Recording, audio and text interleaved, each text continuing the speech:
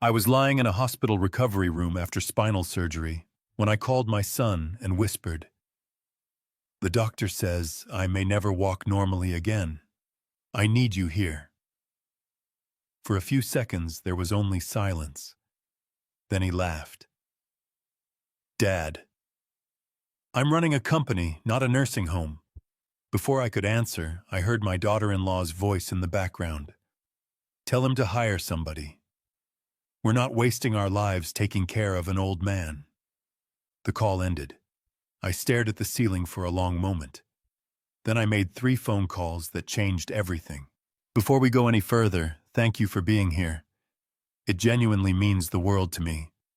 Drop a comment and tell me, where are you watching from? Your city, your country. I want to know who's in this room with me. A quick note. This story contains fictional elements crafted for entertainment and educational purposes. Any similarity to real names or places is entirely coincidental, but the message it carries is something I hope stays with you. The first thing I remember after surgery wasn't pain. It was the silence. Not the peaceful kind, the kind that tells you something is wrong before your brain catches up. I lay there in that recovery room at Houston Methodist, staring up at fluorescent lights that hummed like they had somewhere better to be. And the first thought that crossed my mind wasn't about my back or my legs or what Dr. Wells had told me before they put me under. It was simpler than that. It was nobody is here, 74 years old, founder of Callaway Construction and Development, a company worth more than most men dare to dream, and not one familiar face in that room. I reached for my phone with a hand that felt like it belonged to someone else, slow, clumsy fingers that had once signed contracts worth millions, now fumbling with a touchscreen like a child. My hip ached from lying still so long. My lower back felt like someone had packed it with broken glass. But it was the phone screen that hurt worst of all. No missed calls, no texts, nothing from Derek. I stared at his name in my contacts for a moment longer than I should have. Then I pressed call. He picked up on the 4th ring. I could hear the background noise of his office phones ringing, someone laughing down a hall. The kind of busy sounds that tell you a person is in the middle of their real life. "Dad?" His voice was flat. Not cold exactly, just absent, like I'd interrupted something important. "Derek." My throat was dry from the anesthesia tube. I swallowed hard and tried again. "Son. The surgery it went through, but Dr. Wells says the nerve damage is more serious than they thought.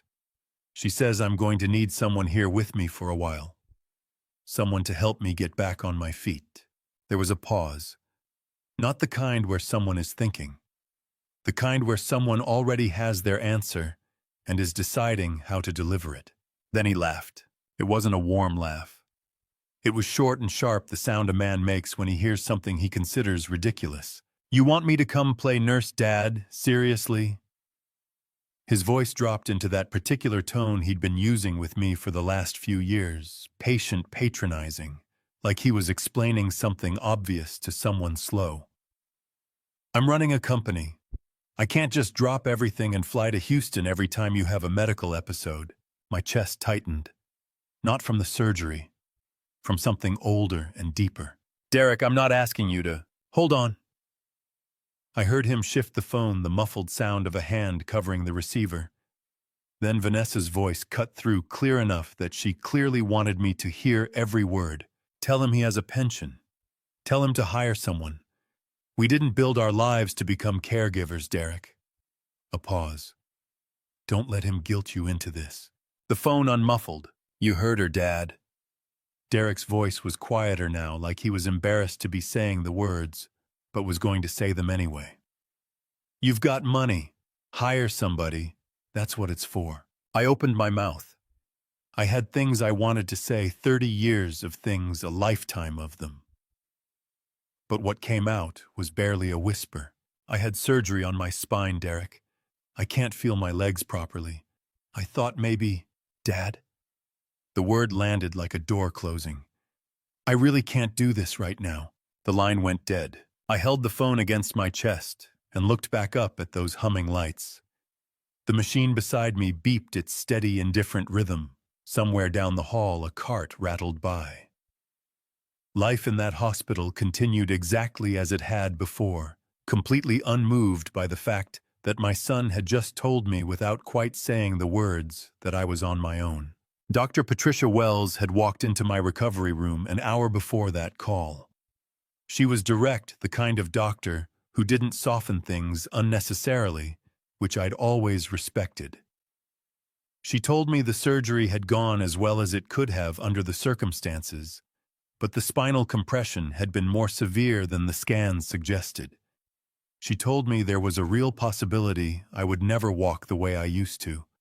She told me I would need intensive physical therapy, careful monitoring, and consistent support during recovery. What she didn't tell me was what to do when the person who was supposed to provide that support laughed at the idea. I lay there for a long time after the call, long enough to feel the full weight of what had just happened settle into my bones, long enough to let myself feel it, really feel it, before I decided what to do next. Because that's the thing about building something from nothing. You learn early that you can sit in the wreckage or you can start clearing it. Sitting never got me anywhere. I looked at the phone again. My hand had stopped shaking. I pressed the next number. 30 years ago, I built Callaway Construction out of a 2-room office in Midtown Houston with a second-hand drafting table, a telephone that cut out in the rain, and the stubborn belief that if you worked hard enough and planned carefully enough, the world would eventually stop laughing at you. It did. What people forget about men who build things is that the building never really stops. You don't put up a company and then walk away. You watch it every day. You learn its rhythms, its pressure points, its vulnerabilities. You study it the way a surgeon studies the body, not because you love the mechanics, but because understanding the system is the only way to protect it. That's why when Derek hung up on me, I didn't cry. I didn't stare at the ceiling wondering where everything had gone wrong. I made 3 phone calls. The first was to the hospital's private care coordination office. A woman answered on the second ring, professional, unhurried. "This is Art Callaway in post-op recovery room 417, I said. My voice was steadier now. "I need a private duty nurse assigned to me starting today. Full-time around the clock. I want your best available." "Of course, Mr. Callaway. I'll have someone reach out within the hour. Make it 30 minutes. A brief pause. "Understood." I ended the call. The second number I dialed was my corporate banking contact at First Capital of Texas, a man named Douglas Reed, who had managed Callaway Corporation's primary accounts for 11 years.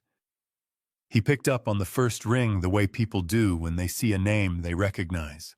"Mr. Callaway, good morning. What can I—" "Douglas." I kept my voice even and clear. "I need you to freeze all corporate credit lines and company cards currently authorized under the name Derek Callaway, effective immediately." A short silence. "That's a significant action, sir. Can I ask—" "You can note in the file that I'm the primary account holder, and I'm exercising account control rights under our corporate banking agreement Section 7, which I believe you'll find gives me full authority to suspend secondary access without prior notice." I'd read that agreement 4 times over the years. You learn the documents that matter. "I don't require a reason to make this call, Douglas. But I am making it. Can you process that today?" "Yes, sir.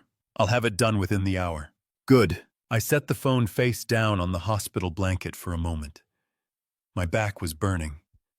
The painkillers they'd given me were starting to thin out at the edges, and every small movement sent a sharp reminder up my spine that my body had just been opened up and put back together.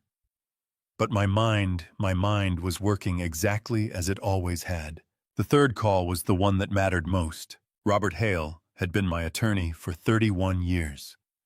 He'd helped me negotiate my first major contract, write my first real employment agreement structure, the early deals that turned a 2-room office into a regional powerhouse.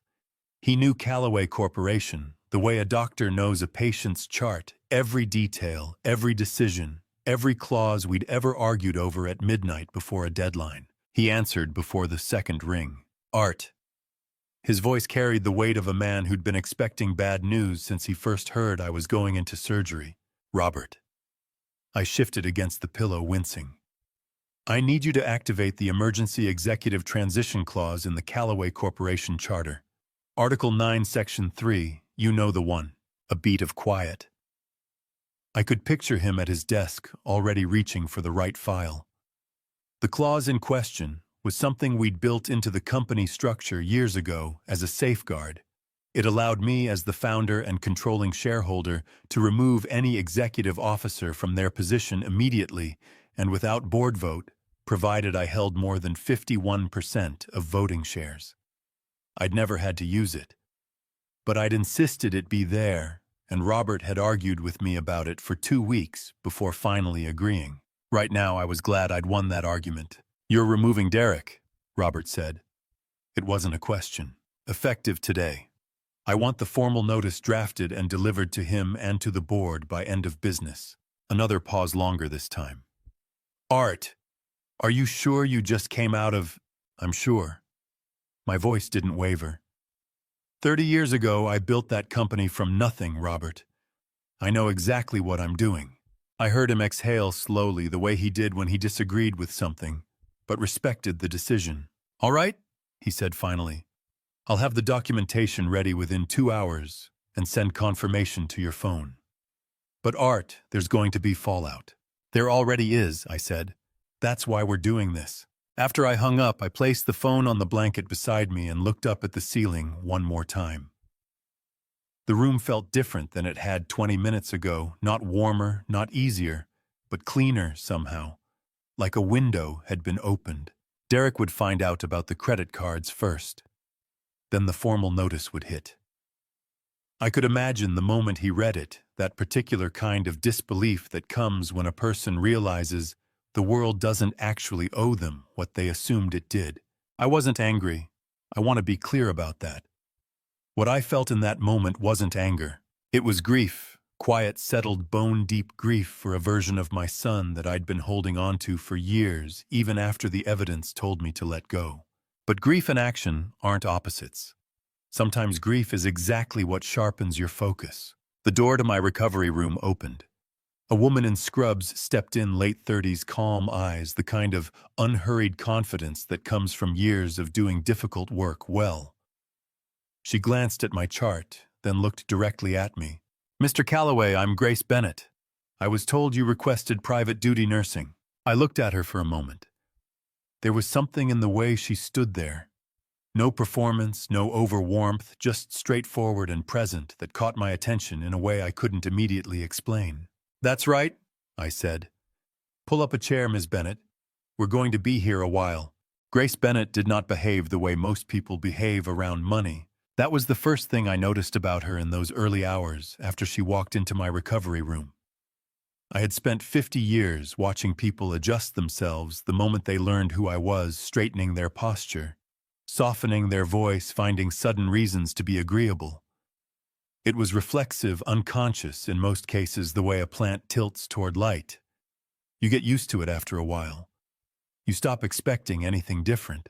Grace didn't tilt. She pulled the chart from the foot of my bed, said it with her full attention. The way a mechanic reads a diagnostic report, not impressed, not dismissive, just focused, and then looked up at me like I was a patient and nothing more. Your blood pressure is higher than it should be for someone 3 hours post-op, she said. Have you been making phone calls? Despite everything, I almost smiled. A few. That would explain it. She set the chart down and began checking the IV line along my forearm, her movements precise and unhurried. You're going to need to rest your nervous system, Mr. Callaway, not just your spine. The two are connected. You can call me Art. She glanced up briefly. I'll stick with Mr. Callaway for now. That was Grace. No performance, no warmth manufactured to make me comfortable. No careful positioning of herself as someone I should like. Just directness delivered without apology. Over those first 3 days, I watched her work.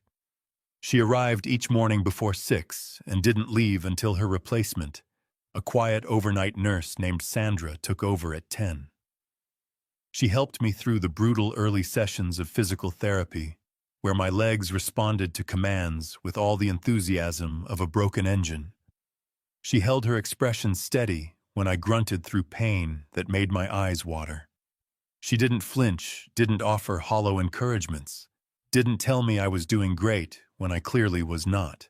"That was terrible," she said after my first attempt to shift my weight from the bed to the chair beside it. My arms shook like wet paper. My lower body felt like it belonged to a stranger. "Thank you for the honesty," I managed between gritted teeth. "You'll do better tomorrow," she said.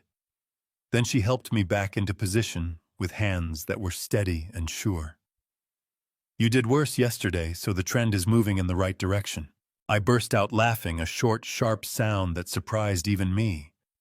It was the first time I'd laughed since before the surgery, and it hurt my ribs, and it felt like something I'd needed without knowing it. On the second night, I woke up at 2 in the morning with pain radiating from my lower back, up through my shoulders, the kind of deep structural ache that makes a man feel his age in every cell. Grace was doing her documentation at the small desk near the window when I stirred, and she was at my side before I'd fully gotten my bearings.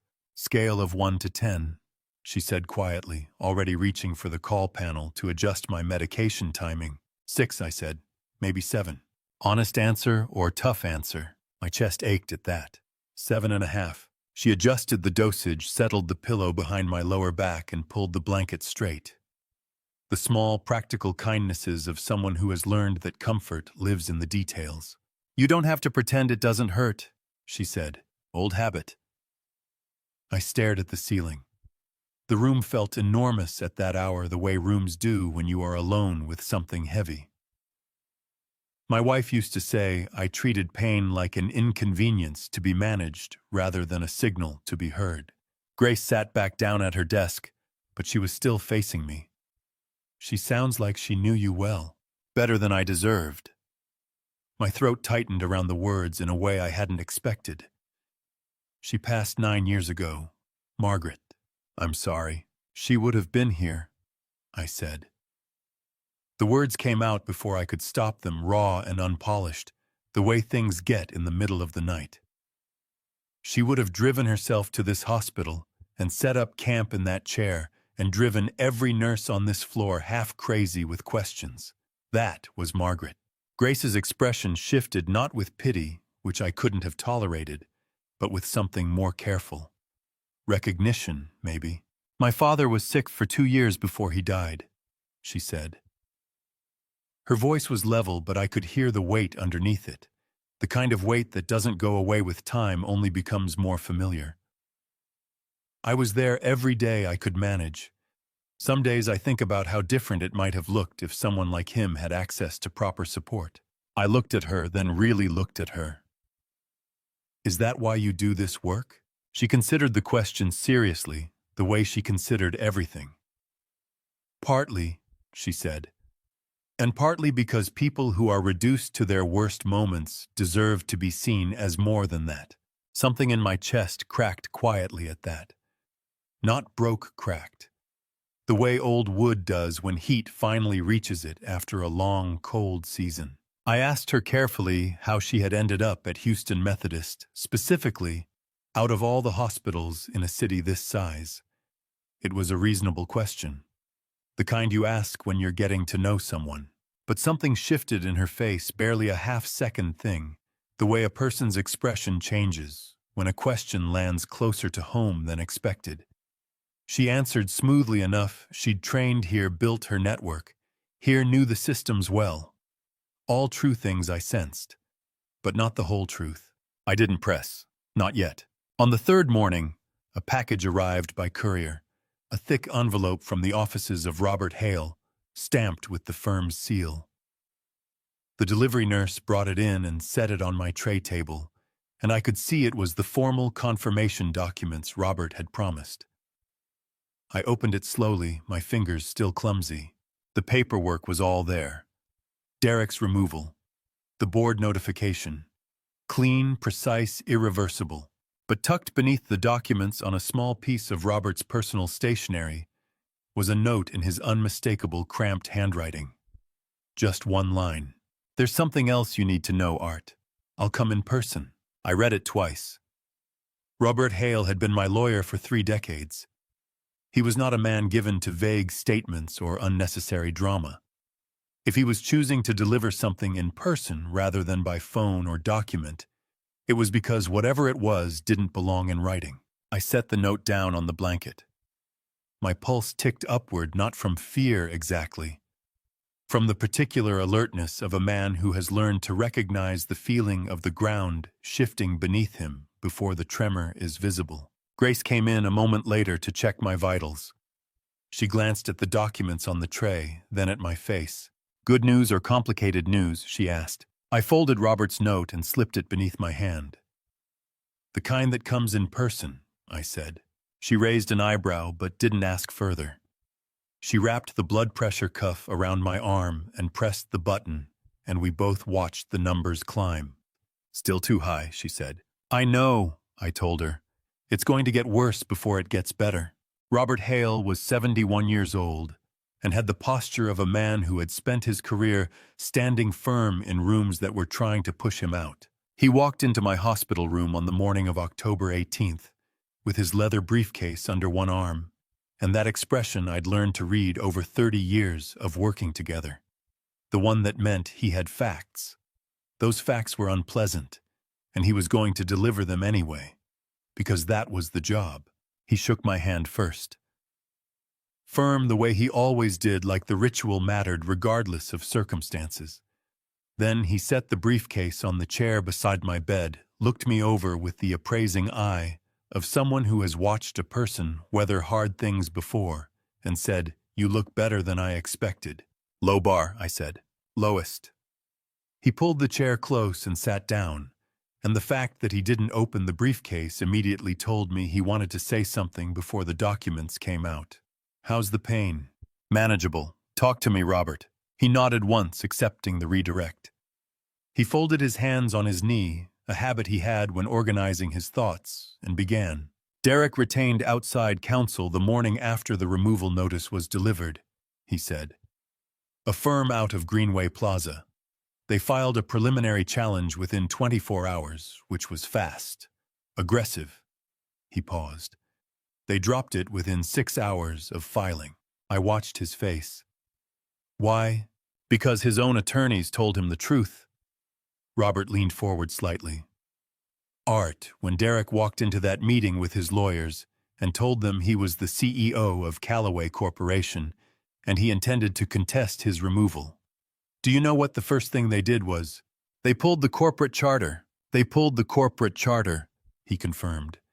"And then they had a very uncomfortable conversation with their client about the difference between having a title and having power." He opened the briefcase then and removed a single folder, setting it on my tray table. "You want to walk me through it, or you want me to?" "You," I said. "I want to hear how it sounds out loud." Robert opened the folder. "When you brought Derek on as CEO 8 years ago, we structured Callaway Corporation with a dual-class share system. You retained Class A shares, voting shares, 100% of them. Derek was issued Class B shares, which carry economic rights, meaning he participates in profits, but zero voting control. He cannot make binding corporate decisions, cannot override board appointments, and has no legal standing to contest executive removals made by the Class A shareholder." He looked up at me. "Which is you?" "Which is me." His attorneys explained this to him. Something moved behind Robert's eyes, not quite satisfaction, not quite sympathy. By all accounts, he did not take it well. I let that sit for a moment. The morning light was coming through the window at a low angle, casting long shadows across the floor of my room. I thought about Derek 8 years ago, the day I'd handed him the CEO title, the way his face had looked. Proud. Certain. Like he'd been handed something he'd earned rather than something I'd chosen to give. "He never read the charter," I said. "Not carefully enough to understand what he'd agreed to." Robert closed the folder. "Art, I need to ask you something directly." "Go ahead." How much do you know about what's been happening inside the company over the last year? My chest tightened, but I kept my expression steady. Tell me what you know. Robert reached back into the briefcase and produced a second folder, this one thicker with a small yellow sticky note on the front that read, VH Confidential. He set it on top of the first. Vincent Hale contacted me 2 nights ago, he said. Vincent Hale had been Callaway Corporation's chief financial officer for 20 years, a quiet, meticulous man from Beaumont, Texas, who had joined the company when it was still small enough that everyone knew everyone's name. He was not a man who made unnecessary calls. He said he'd been sitting on something for 6 months because he wasn't certain enough to act. When he heard about the removal, he decided certain enough had arrived. Robert opened the second folder and turned it so I could see the first page. It was a series of printed emails, each one highlighted in yellow at specific passages. My eyes moved down the first email, then the second. The sender address on every one of them was not Derek's corporate account. It was a personal address I didn't recognize, but the name attached to it made the back of my neck go cold. Vanessa, every strategic communication related to accessing your personal accounts, every contact with outside financial advisors, every preliminary inquiry to the bank about power of attorney arrangements, they all originated from Vanessa's personal laptop, Robert said. His voice was careful and deliberate, the voice of a man making sure each word lands clearly. Derek signed what she put in front of him. But the architecture of this, the planning, the sequencing, the legal framing, that was her. My jaw tightened. I could feel my pulse in my temples. How long? Based on the earliest email Vincent found, she began laying groundwork approximately 2 years ago. 2 years. While I was sitting at company dinners with them. While I was signing birthday cards for their house, attending Tyler's baseball games, doing all the ordinary things that families do when they are pretending to still be a family. She's been building a case to have me declared mentally incapacitated, I said. It wasn't a question. The emails had already told me. That appears to have been the endgame, yes? Robert's voice tightened slightly. If she could establish a pattern of cognitive decline documented, attested to by people around you, she could pursue a guardianship filing through the probate court. Under Texas law, that would give the appointed guardian, almost certainly Derek, control over your financial and legal affairs. He paused to let that land. Including Callaway Corporation's assets. I looked out the window. On the street below, Houston was doing what Houston always did, moving, building, hauling, transacting, completely indifferent to the small, private devastations happening at altitude. Vincent, I said, is he trustworthy? He drove to my office at 9 at night with a flash drive and his resignation letter in the same envelope, Robert said. He told me he'd rather walk away clean than be part of whatever this was becoming. Robert's voice shifted, and something in it made me look back at him. He tore up the resignation letter when I told him you'd need him. My throat felt thick. Good man. He is. Robert squared the folders on the tray table. Art, there's more. I want to tell you everything I know today while we're in the same room. But I also need you to understand that what we're dealing with is not just a family dispute. This has dimensions that are going to require careful management. He looked at me steadily. Are you ready for that? I held his gaze. My back ached.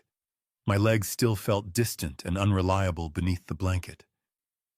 The machine beside me beeped its patient rhythm. Robert, I said, I have rebuilt this company from nothing more than my own stubbornness more than once. Whatever Vanessa thinks she built against me, she built it against someone who has survived worse. I reached out and tapped the folder on the tray. Show me everything. Robert reached into the briefcase one final time. Before he could produce whatever came next, his phone buzzed on the side table. He glanced at the screen. A ripple crossed his face, brief, controlled, but there, and he stood up. I need to take this in the hall, he said. 1 minute. He stepped out. The door hadn't fully closed when I heard his voice drop to something low and urgent on the other side of it. I looked at the folders on my tray. I looked at the door. Grace came in to check my IV line and caught my expression. "Whatever just happened," she said, reading my face with that unsettling accuracy of hers. "It wasn't good news." "No," I said. My hands were very still on the blanket. "I don't think it was." Margaret used to say that secrets inside a family are like termites inside a wall, quiet, invisible. And by the time you see the damage, the foundation is already gone. I thought about that line a lot on the afternoon of October 19th, sitting in my hospital bed, watching the Texas sky outside my window turn from pale blue to the deep burnt orange it gets before the sun drops behind the city. Robert had texted that morning to say he was coming back. He hadn't said why. He hadn't needed to. He walked in at 4:15, set his briefcase down, and before he even sat, I said, "Whatever you found, just say it." Robert pulled the chair close, laced his fingers together, and looked at me with the expression of a man who has practiced a difficult conversation on the drive over and still hasn't found a comfortable way to begin it. "The phone call I took yesterday," he said. "That was Vincent Hale. He'd been going through internal financial records, the kind that don't get flagged in routine audits because they're structured to look like standard operational disbursements." He opened his briefcase and placed a single printed summary sheet on my tray. "Art, 10 years ago when you liquidated part of your personal investment portfolio, do you remember telling me it was a rebalancing move?" My chest went very still. "I remember. That wasn't a rebalancing move." I let out a slow breath through my nose. "No, it wasn't." Robert leaned forward. $4 million. Paid through a financial intermediary company you set up specifically for that transaction, which then dissolved 18 months later. Clean, untraceable to Derek directly. He paused. "I helped you structure that. I knew what it was for. But what I didn't know until last night was that it didn't stop there." The room felt smaller suddenly. The machine beside me beeped, indifferent as ever. "How much more?" I asked. My voice came out steadier than I felt. "Vincent's numbers put it at an additional 1.2 million over the following 4 years. Smaller amounts, different channels, all filtered through companies that no longer exist." Robert met my eyes. "Derek has been insolvent in practical terms for most of his adult life. The lifestyle, the house in West University, the cars, none of it was built on what he earned. It was built on what you quietly made disappear." The tightness in my chest spread up into my throat. I gripped the blanket with one hand, feeling the fabric bunch under my fingers, needing something solid to hold on to. "He never said thank you," I said. The words came out low, almost involuntary. Not once, not a single time. Robert's expression shifted, something raw and honest moved across his face, there and gone. "I know Art." I told myself it was because he didn't know.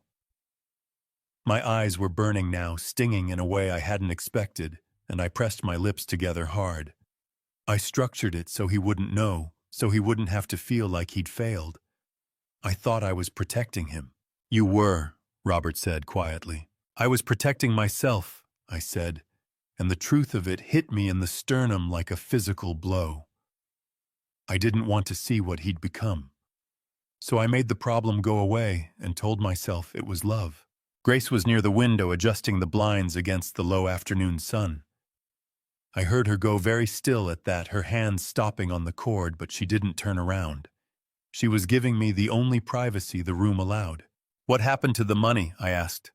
"The 4 million. What did he spend it on?" "Sports betting primarily. Some high-risk private investment groups that promised returns they couldn't deliver. The kind of outfits that operate just inside the legal edge." Robert paused. "He has a pattern, Art. Not a phase. A pattern." I turned my face toward the window. The sky was nearly dark now, the last orange edge of it fading fast. Margaret had loved Houston sunsets. She used to drag me out to the back porch in the evenings, insisting I stop working long enough to watch the sky do something beautiful. I could picture her standing there, her hand on my arm, saying, "Art, would you just look at that?" I missed her so badly in that moment, it felt like a physical wound opening up somewhere behind my ribs. She knew, I said. Margaret. She knew something was wrong with him even when I wouldn't see it. She was a perceptive woman, she told me once. My voice cracked slightly, and I had to stop and swallow before continuing. She told me that giving a person everything they want is one of the cruelest things you can do to them. I thought she was being harsh. I laughed short and broken. She was right. She was right about everything. Robert gave me a moment. I was grateful for it. Then Grace turned from the window and walked to the side of my bed. She didn't touch my hand. She wasn't that kind of person, and I wasn't that kind of man. But she stood close enough that I could feel her presence steady and real, and she looked at me with those calm, direct eyes of hers. "What do you need right now, Mr. Calloway?" she asked. "Not what do you want to do, not how are you feeling. What do you need?" I took a long breath and straightened my back against the pillow, feeling the familiar burn of the surgical site pulling tight. "I need to know if there's more," I said, looking back at Robert. "Is there anything else Vincent found that I don't know yet?" Robert hesitated, and in 31 years Robert Hale had almost never hesitated. "There is," he said. "But I want Vincent to walk you through it himself. Some things are better heard from the person who found them." He closed his briefcase. "I'd like to bring him tomorrow morning, early." My jaw tightened. My hands were still on the blanket, steady now where they had gripped hard before. "Fine," I said. "Early. And Robert, whatever it is, don't soften it." He picked up his briefcase and stood, and the look he gave me on the way out was the look of a man who had known me long enough to understand that the warning wasn't necessary, but appreciated it anyway. After he left, I looked at Grace. "My father used to say," she said carefully, "that the most expensive thing a man can own is a secret he keeps to protect someone else." I stared at her for the long moment. Then I said, "Your father sounds like he knew something about that firsthand." Something flickered across her face, quick and complicated there, and gone before I could name it. She straightened the blanket at the foot of the bed. "Get some sleep, Mr. Calloway," she said. "Tomorrow's going to be a long day." Vincent Hale arrived at 7:15 the next morning, before the breakfast trays came around, and before the day shift had fully settled into its rhythm. I heard him before I saw him. The particular sound of a man walking with purpose through a hospital corridor, measured and unhurried, but with no wasted motion. He appeared in the doorway, in a charcoal blazer, with no tie, his salt and pepper hair combed back neatly, and he looked like a man who had slept about as well as I had, which was to say, not much at all. "Mr. Calloway." He crossed the room and shook my hand firm, direct the handshake of someone who respects your time. "I'm glad you're well enough to have this conversation." "Sit down, Vincent," I said, "and talk to me like the CFO. You are not like someone visiting a sick man." Something shifted in his posture, a small release of tension, like I'd given him permission to drop a performance he'd been holding. He sat in the chair across from me, placed a tablet flat on the tray table, and folded his hands over it. Robert stood near the window. Grace was at the far end of the room checking medication. Neither of them was going anywhere. "I need to show you something," Vincent said. "And I need to preface it by saying that what I'm about to show you came to me through an informal channel. A contact of mine in hospital security. We go back 15 years. We were in the same church congregation in Beaumont before I moved to Houston. He passed this along because he didn't know what else to do with it." Vincent held my gaze steadily. "This footage has not been submitted to anyone officially. It is not a legal document. But you have a right to see it." "Show me," I said. He turned the tablet to face me and pressed play. The video was grainy the way hospital corridor footage always is, washed out by fluorescent light, timestamps burned into the bottom right corner in white digits. The hallway shown was the 3rd floor of Houston Methodist, the same floor my recovery room sat on. The date read October 16th. The time read 2:17 in the morning. A figure appeared at the far end of the hallway. Male, medium build, wearing a dark jacket with the collar turned up. He walked toward the camera slowly, hands in his pockets, and stopped outside the window that looked into the recovery suite where I had been lying that night. My recovery suite. I recognized Derek before he'd taken 3 steps. The way he carried his shoulders slightly forward, the particular rhythm of his walk, I had watched that walk since he was 7 years old. He stood at that window and looked in. I watched the timestamp in the corner of the screen. 2:17, 2:18, 2:19. He didn't move. He stood with his hands still in his pockets, and he looked through that window at whatever he could see of me in that bed. And he did not knock, did not call a nurse, did not press the emergency assistance panel that was clearly visible on the wall 2 feet from where he stood. 2:20, 2:21. My throat was closing. I could feel the tightness crawling up from my chest into my jaw, and I pressed my back teeth together hard. 2:24, 2:25. He checked his watch. He looked back through the window. Then he turned and walked back the way he had come, disappearing off the edge of the frame. 4 minutes after that, according to the incident report, Robert had obtained the night nurse on her regular rounds, found me on the floor of my recovery room. I had tried to shift myself to the edge of the bed without calling for help. My legs hadn't responded, and I had gone down hard against the side rail. I didn't remember any of it clearly. I remembered pain, then voices, then light. 14 minutes. Derek had stood at that window for 14 minutes. Vincent reached across and stopped the playback. He sat back in his chair and looked at me with the careful expression of a man who understands that some information cannot be unseen. I was gripping the side rail of my hospital bed so hard, my knuckles had gone white. My eyes were burning, not quite tears, but close enough that I had to blink hard twice and look at the ceiling for a moment. "He was there," I said. My voice came out rough, scraped, raw. "He was right there." "Yes, sir," Vincent said. His voice was quiet. "He was. He watched." The word came out like something broken. He stood there, and he watched, and then he walked away. Robert made a sound near the window, low, almost inaudible, the sound a man makes when something has confirmed a fear he'd been carrying. "There is no law that compelled him to intervene," Robert said carefully. "He wasn't your designated caregiver. He had no legal obligation, technically speaking. But as evidence of intent and character, I don't need a legal analysis right now, Robert." My voice came out sharper than I intended, and I stopped, pressed my hand flat against the blanket, forced myself to breathe. "I'm sorry. Give me a minute." Grace had crossed the room without me noticing.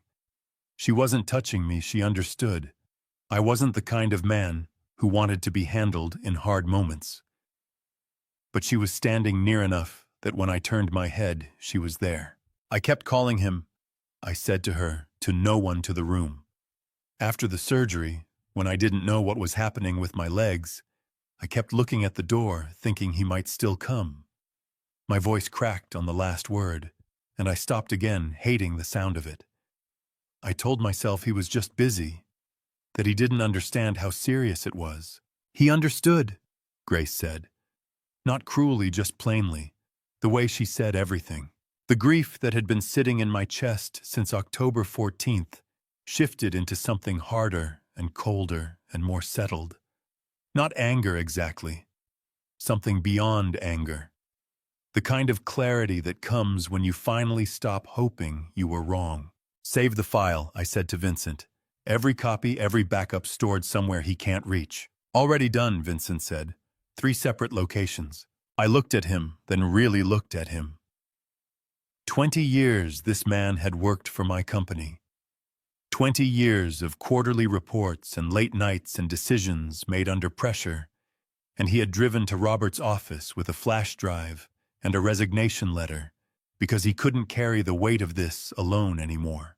"Vincent," I said, "you could have stayed out of this, kept your head down and let it play out." He met my eyes without flinching. "With respect, Mr. Calloway," he said, "I've worked for Calloway Corporation for 20 years because it was built on something real. I wasn't going to watch it get hollowed out without saying something." My throat was tight again. I nodded once. After this is over, I said, we're going to talk about what your next 20 years look like. A corner of Vincent's mouth moved, barely a smile, more like the shadow of one. I'd appreciate that, sir. After they left, I lay in the quiet of the room watching the ceiling. Grace came to check my vitals without being asked, the way she always did when she sensed the numbers had shifted. She wrapped the cuff around my arm, looked at the reading, and said nothing about the result. Instead, she asked very quietly, "How long has he worked for you?" 8 years as CEO, I said. He's been around the company since before that. And in 8 years, she said, pressing the cuff release, did you ever really look at who he was becoming? The question landed somewhere deep and quiet. I looked at my hands on the blanket. No, I said. I kept looking at who I remembered him being. She noted something on her clipboard and moved toward the door. Then she stopped, hand on the frame, and said without turning around, sometimes the hardest thing isn't finding out the truth. It's admitting how long you already knew it. She walked out. I stared at the door long after she was gone.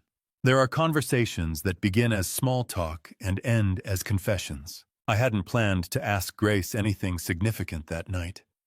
It was October 23rd, 9 days since the surgery, and the hospital had settled into its late evening quiet, the kind that makes a room feel larger than it is, makes a man more honest than he might be in daylight.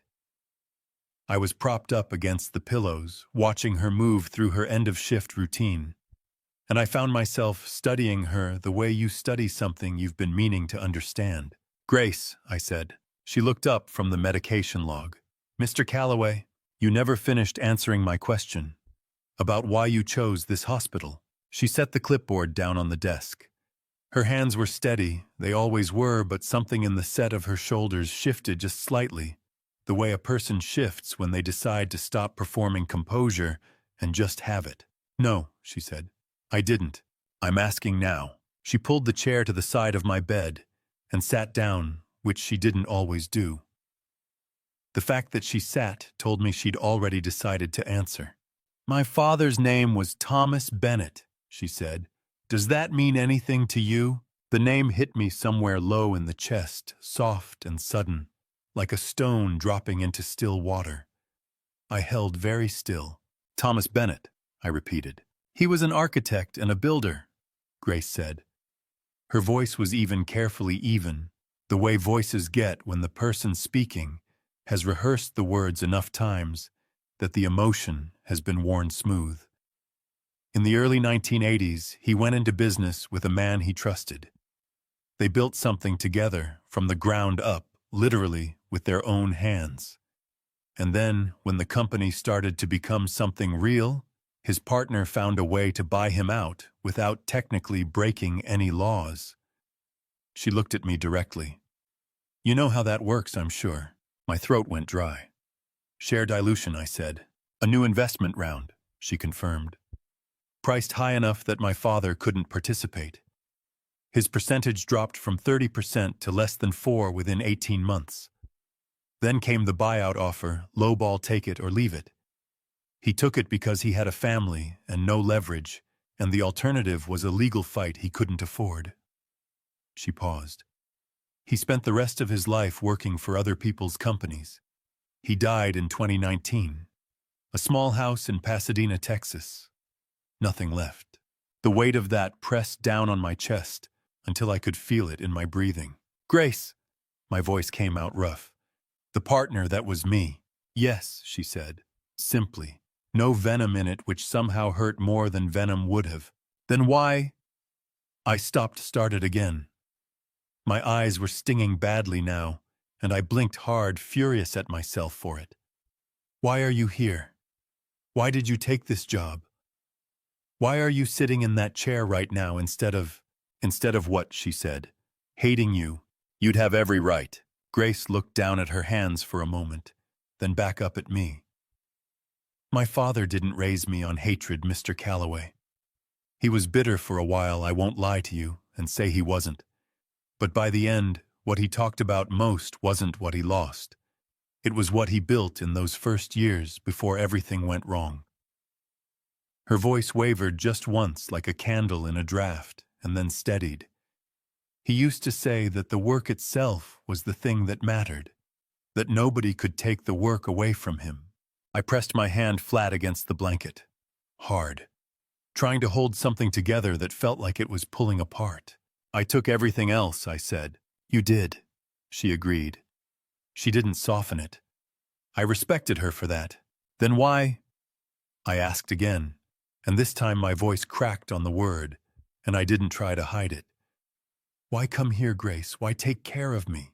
She was quiet for a beat, not the avoidant kind of quiet, but the kind where someone is choosing words that are actually true. Because I needed to see if you were the man my father described from the early years, she said, or only the man from the end of the story. She met my eyes steadily. And because I believed that people can be more than their worst decisions, I needed to believe that. For my own sake, as much as anything. I turned my face toward the window. Houston glittered out there in the October dark, indifferent and beautiful, and my eyes were burning so badly I could barely see it. 30 years. I had spent 30 years not thinking about Thomas Bennett, because thinking about him required acknowledging what I had done, and I was very good at not acknowledging things that complicated the story I told myself about who I was. He was a good builder, I said. My voice had dropped to almost nothing. Better instincts than me early on. I was afraid of that. I know, Grace said quietly. He said the same thing about you in his journal, not as an accusation, just as a fact. My head snapped toward her. He kept a journal. Something moved across her face, careful, deliberate. He kept a journal, she said, and there are things in it about you that I think you should read. Not tonight, but soon. She stood smoothing her scrubs, composing herself back into the professional she was. When you're ready. I watched her move to the door, my heart hammering in a way that had nothing to do with my spine. Grace. She stopped. I'm sorry. For what I did to your father. I know that's 30 years too late, and I know it doesn't fix anything. But I am. She stood in the doorway with her back to me, and her shoulders rose and fell with one long breath. Tell me that again when you're out of this hospital, she said, and mean it the same way. Then she walked out, and I lay in the dark with the particular weight of a man who has just seen himself clearly for the first time in a very long while. A man who has kept a secret for 3 years carries it differently than a man who has kept it for 3 days. Robert Hale walked into my hospital room on the morning of October 25th, with his briefcase under his arm, the same as he always did. But his posture was different. There was something compressed about him, the way a person holds themselves when they've made a decision they can't take back and are walking toward the consequences of it. I knew before he opened his mouth that whatever he was about to tell me was going to cost both of us something. He closed the door behind him. Didn't open the briefcase.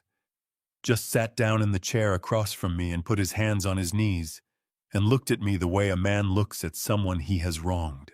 Art, he said, I need to tell you something before we go any further.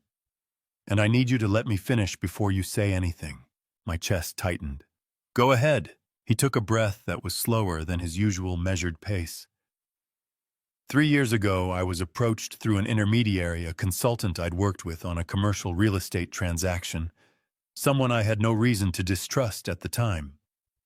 The approach was indirect, careful, structured in a way that gave everyone involved plausible distance. His jaw tightened. The offer was $200,000. To make a single change to the interim estate document you signed after Margaret died. The air in the room felt different suddenly, thicker. What change? I said. My voice came out flat, stripped of everything. Your original document required a panel of 3 independent parties to petition for conservatorship if you were ever deemed unable to manage your own affairs, Robert said. He held my gaze without flinching, which I understood was costing him. The revision changed that to allow a single qualified family representative to initiate the process. He paused. 1 person, not 3. which meant that Derek, with Vanessa directing him, could theoretically have moved to have you declared legally incapacitated with far less resistance than your original document allowed. My hands were gripping the side rail of the bed. I could feel the metal digging into my palms, and I didn't loosen my grip. "You took the money," I said. "I took the money." He said it straight, no hedge, no softening. "And I have spent 3 years not sleeping properly because of it." I stared at him. Robert Hale. 31 years. The man who had argued with me for 2 weeks about Article 9, Section 3, until I threatened to find another lawyer. The man who had been at Margaret's funeral standing 3 rows back so he wouldn't intrude on family. The man whose name I had said to every person who asked me who I trusted. "Why?" The word came out harder than I intended, scraped and raw. Robert's face tightened with something that looked almost like physical pain. "Because I was in debt," he said. "Personal debt, not professional, a real estate investment that collapsed badly in 2020. I had a second mortgage I was about to default on, and a daughter finishing medical school, and I told myself it was one small clause, one small change, something that might never even matter." His voice broke slightly on the last sentence, and he stopped, pressed his mouth together, composed himself. "I told myself a lot of things. But you came back," I said slowly. "You're here right now. I reversed the clause 6 months ago," he said, "before your surgery was even scheduled. I paid out of my own pocket to have the document properly amended through proper channels, no trace back to you, no legal exposure for you. The original 3-party requirement is restored." He reached into his briefcase and placed a certified copy on my tray. "I can't undo what I did, but I could undo what it made possible." I looked at the document. Then I looked at Robert. His eyes were glassy, not quite tears, but the absolute edge of them, the place a proud man stands when he refuses to cross into crying, but cannot pretend he is fine. "You should know," he said, his voice rough now, "that if you choose to report this to the state bar, I will not contest it. What I did was a violation of my professional obligations and my personal ones. I have no defense that matters." The room was very quiet. Grace was near the window. I was aware of her presence the way you're aware of a steady light in a dark room without looking directly at it. I sat with it. All of it. The $200,000, the sleepless years, the clause he'd reversed alone before I ever knew it existed. Robert. My voice came out tired, bone-tired, the kind of tired that has nothing to do with the body. "Why didn't you tell me sooner?" "Because I was ashamed." He said it without decoration. "And because I kept hoping it would never become relevant. That Derek would find a way to be the man you hoped he was." He looked down at his hands. "I was wrong about that." I exhaled slowly. "You were wrong about a lot of things." "Yes, so was I." I held his gaze until he looked up at me. "You reversed the clause. You came back. You've been building this case with me for the last 2 weeks, knowing this was sitting between us." My hands loosened on the rail. "I need you, Robert. I need the best attorney I know, and that's still you, even with all of this." I let that land for a moment. "But we are going to talk about this again when it's over, fully." Robert's breath came out in one long, shaking exhale. His hands on his knees were trembling very slightly, the hands of a 71-year-old man who had been carrying $200,000 of shame for 3 years and had just put it down. "Understood," he said. "Thank you, Art. Don't thank me yet." I picked up the certified document from the tray. "Now sit down and tell me everything else, because Dr. Wells is coming in 20 minutes, and there's something about those vitamins Vanessa brought that I think we need to talk about right now." Robert stiffened. "What vitamins?" Before I could answer, the door opened, and Dr. Patricia Wells stepped in, her expression carrying the particular gravity of a physician who has results she didn't expect and doesn't know yet how the patient will receive them. "Mr. Calloway," she said, looking between me and Robert, "I'm glad you have your attorney present. You're both going to want to hear this. I had faced a lot of difficult moments in 74 years. I had buried my wife. I had watched a company I built with my own hands come close to collapsing twice. I had sat in rooms with men who wanted to take everything I had and smiled at them while they tried. But nothing, not one moment in my entire life had prepared me for what Dr. Patricia Wells said next. She stepped fully into the room, closed the door behind her, and placed a small, sealed evidence bag on my tray table. Inside it was the amber prescription bottle Vanessa had brought us during her visit 4 days earlier. She had set it beside my water glass with a warm smile and said they were high-quality senior vitamins, the kind with extra B12 and magnesium. She had even opened the bottle and shaken 2 capsules into my palm herself. I sent these to the lab 3 days ago, Dr. Wells said. Her voice was composed in the way that doctors are trained to be composed when the news is serious. She looked between me and Robert. The preliminary results came back this morning. The capsules contain a therapeutic compound that is not listed anywhere on the label. Robert leaned forward. What compound? Lorazepam, she said. It's a benzodiazepine, a class of medication used to treat anxiety and sleep disorders. In a clinical setting at appropriate doses, it's a legitimate pharmaceutical. She paused to let that land. In these capsules, it was present at a low but consistent dose, not enough to cause obvious sedation, but enough taken daily over several weeks to produce measurable cognitive effects. Slowed processing, mild confusion, short-term memory gaps. She looked at me directly. Symptoms that, documented by a physician who didn't know the cause, could reasonably be attributed to age-related cognitive decline. The room tilted slightly. Not physically, I was perfectly still, but something in my understanding of the past weeks rearranged itself, and the new picture it formed made my stomach turn cold and hard. She was building a case, I said. The words came out low and stripped bare. That's why she brought them herself. That's why she put them directly in my hand. That would be consistent with the evidence, yes, Dr. Wells said carefully. I want to be clear, I am not making a legal determination. But from a medical standpoint, the presence of this compound in an unlabeled supplement given to an elderly post-surgical patient without a prescription is deeply serious. She straightened. Under Texas law, deliberately administering a controlled substance to an elderly individual without their knowledge or consent constitutes injury to an elderly person. It is a felony. Robert had gone very still beside me, the stillness of a man whose legal mind is processing at full speed, while the rest of him absorbs the shock. Can you document this officially? He asked. Full medical report, your signature, the lab results, chain of custody for the sample. I already started the documentation this morning, Dr. Wells said. I wanted your authorization before I finalized it. She looked at me.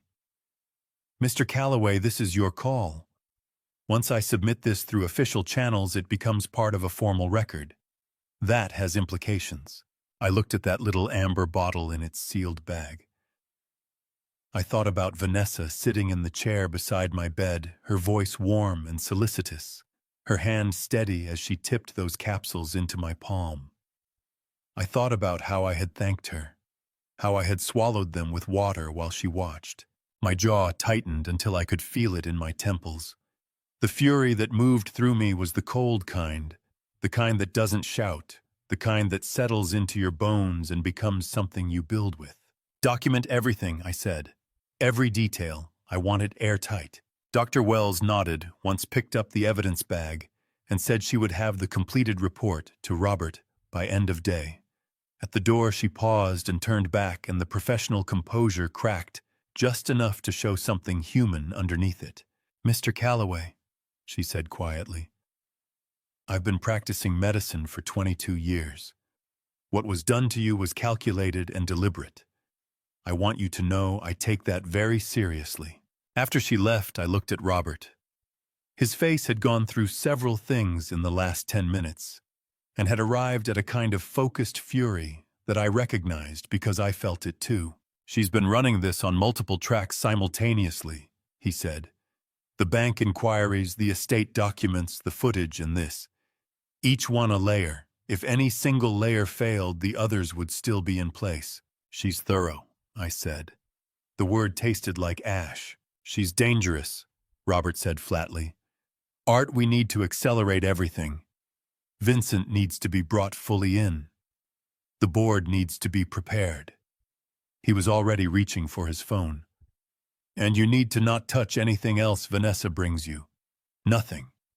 Not water, not food, not a pen. Understood? My hands were very still on the blanket. Still and deliberate the way hands get when the person they belong to has made a decision so fundamental it doesn't require conscious effort anymore. Grace had been at the far end of the room through all of it, and she came to stand near the bed now, not hovering. Just present the way she always was when something difficult had just occurred, and she understood that presence mattered more than words. Grace, I said. From this point forward, I don't want you to leave anything in this room unattended. If someone brings something in food supplements, anything, it goes in that cabinet and stays there until I decide otherwise. She met my eyes with an expression that mixed steadiness with something that looked very close to protectiveness. Already done, she said. I moved the bottle to the nursing station 2 days ago, before Dr. Wells asked. I stared at her. You suspected. I noticed your response times were slower than they should have been given your recovery trajectory, she said quietly. I didn't know what it meant, but I wasn't willing to do nothing while I figured it out. Something cracked open in my chest, not grief this time, not anger, something closer to gratitude, so sharp it hurt. Thank you, I said. The 2 words felt entirely inadequate and entirely necessary at the same time. Grace straightened professional again. Rest, she said. You have a fight ahead of you, and you can't run it on an empty tank. She was right. I closed my eyes and felt the cold clarity of a man who finally understands the full shape of what is coming for him, and has decided without drama and without doubt that it will not win. 8 days after I left Houston Methodist, the River Oaks house felt both familiar and foreign at the same time. The same hardwood floors Margaret had picked out in 1987. The same view of the back garden from the kitchen window. The live oak she planted the year Tyler was born, now tall enough to shade the entire south corner. The same photographs on the study wall, job sites and groundbreakings and handshakes, with people who had mattered to me across 40 years of building. All of it exactly as I had left it. And yet I moved through it differently now, with a walker instead of my own stride, with Grace nearby, instead of alone with the knowledge of the last 3 weeks sitting in my chest, like something that had permanently changed the weight of the air. I had been home 7 days when Tyler came. He didn't call ahead. He arrived on a Wednesday afternoon on his bicycle, 17 years old, still growing into his shoulders, wearing jeans and a plain gray sweatshirt that had seen better days. Grace let him in, and I heard his voice in the entryway, quiet and controlled in a way that didn't belong to a teenager making a casual visit.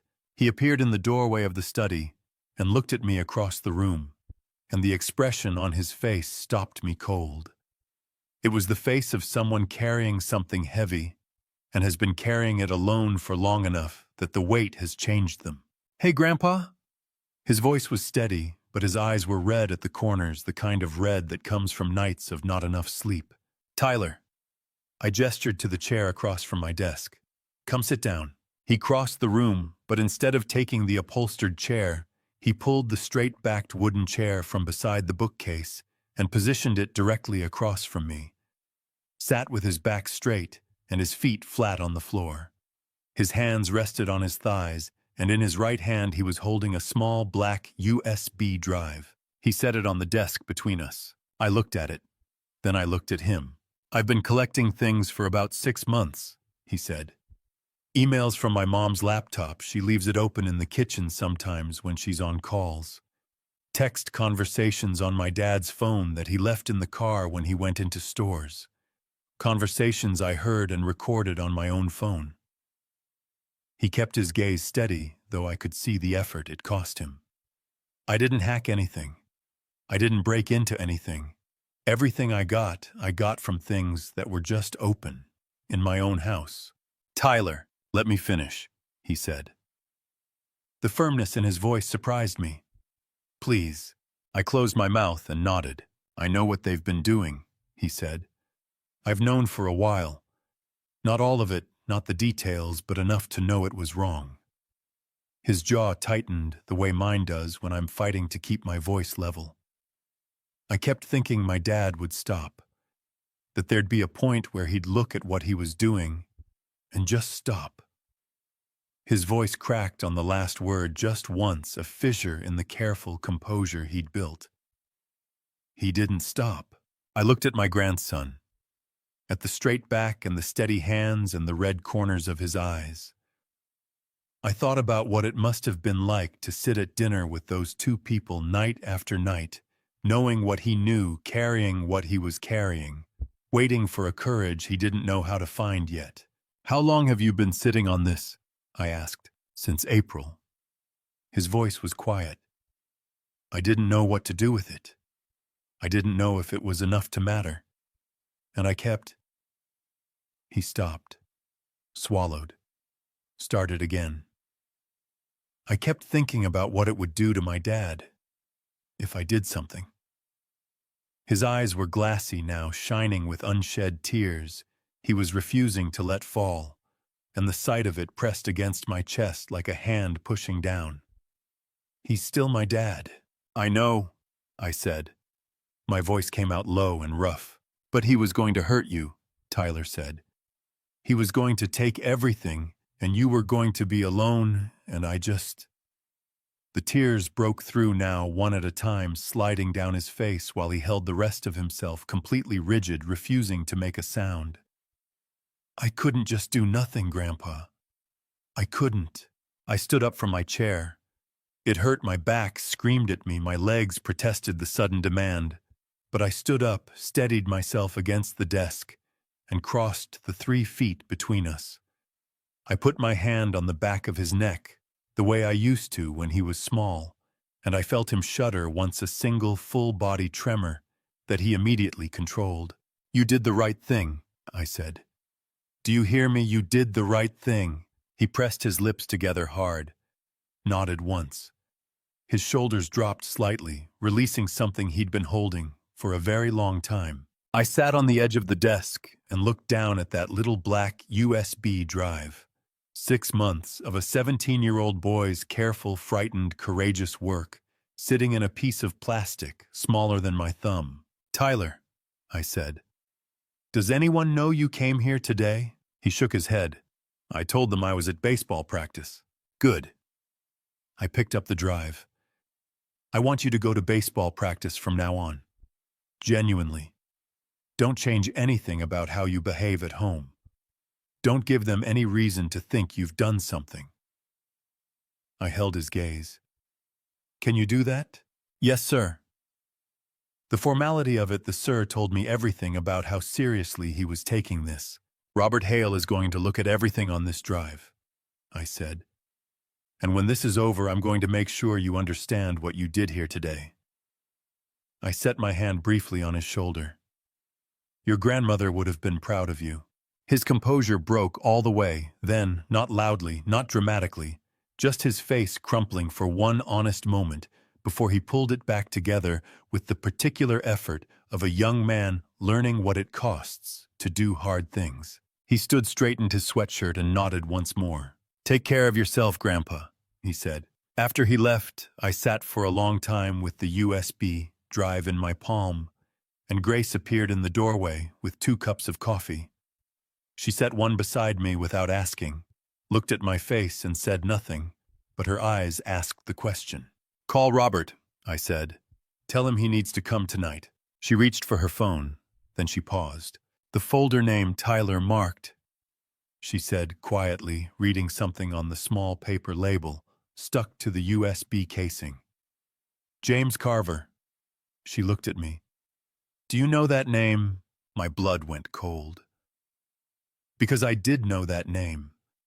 And whatever James Carver's name was doing on a USB drive, assembled by my 17-year-old grandson, meant that the game I thought I understood had just gotten considerably larger. Robert arrived at 9 that evening with Vincent Hale behind him, and one look at both their faces told me that whatever they had found on Tyler's USB drive, it was worse than what we already knew.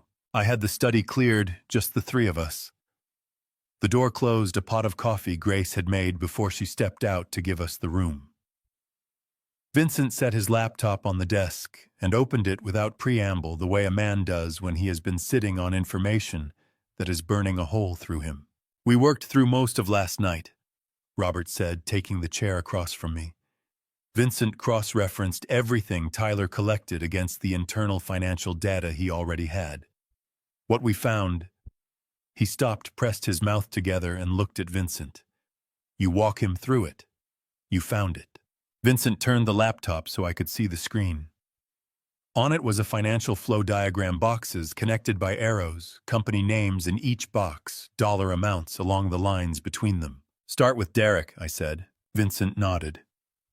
Over the past 2 years, Derek forwarded proprietary bidding information on 7 major Callaway Corporation contracts to an outside party.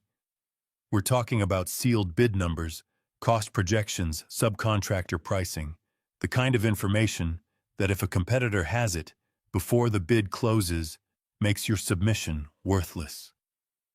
His jaw was tight. The recipient in each case was a shell company registered in Delaware called Meridian Consulting Group. No website, no employees on record, a registered agent address. That's a mail forwarding service. He pointed to one of the boxes on the diagram. Meridian Consulting Group traces back through 2 additional layers of shell companies to a holding entity controlled by James Carver. I looked at the screen.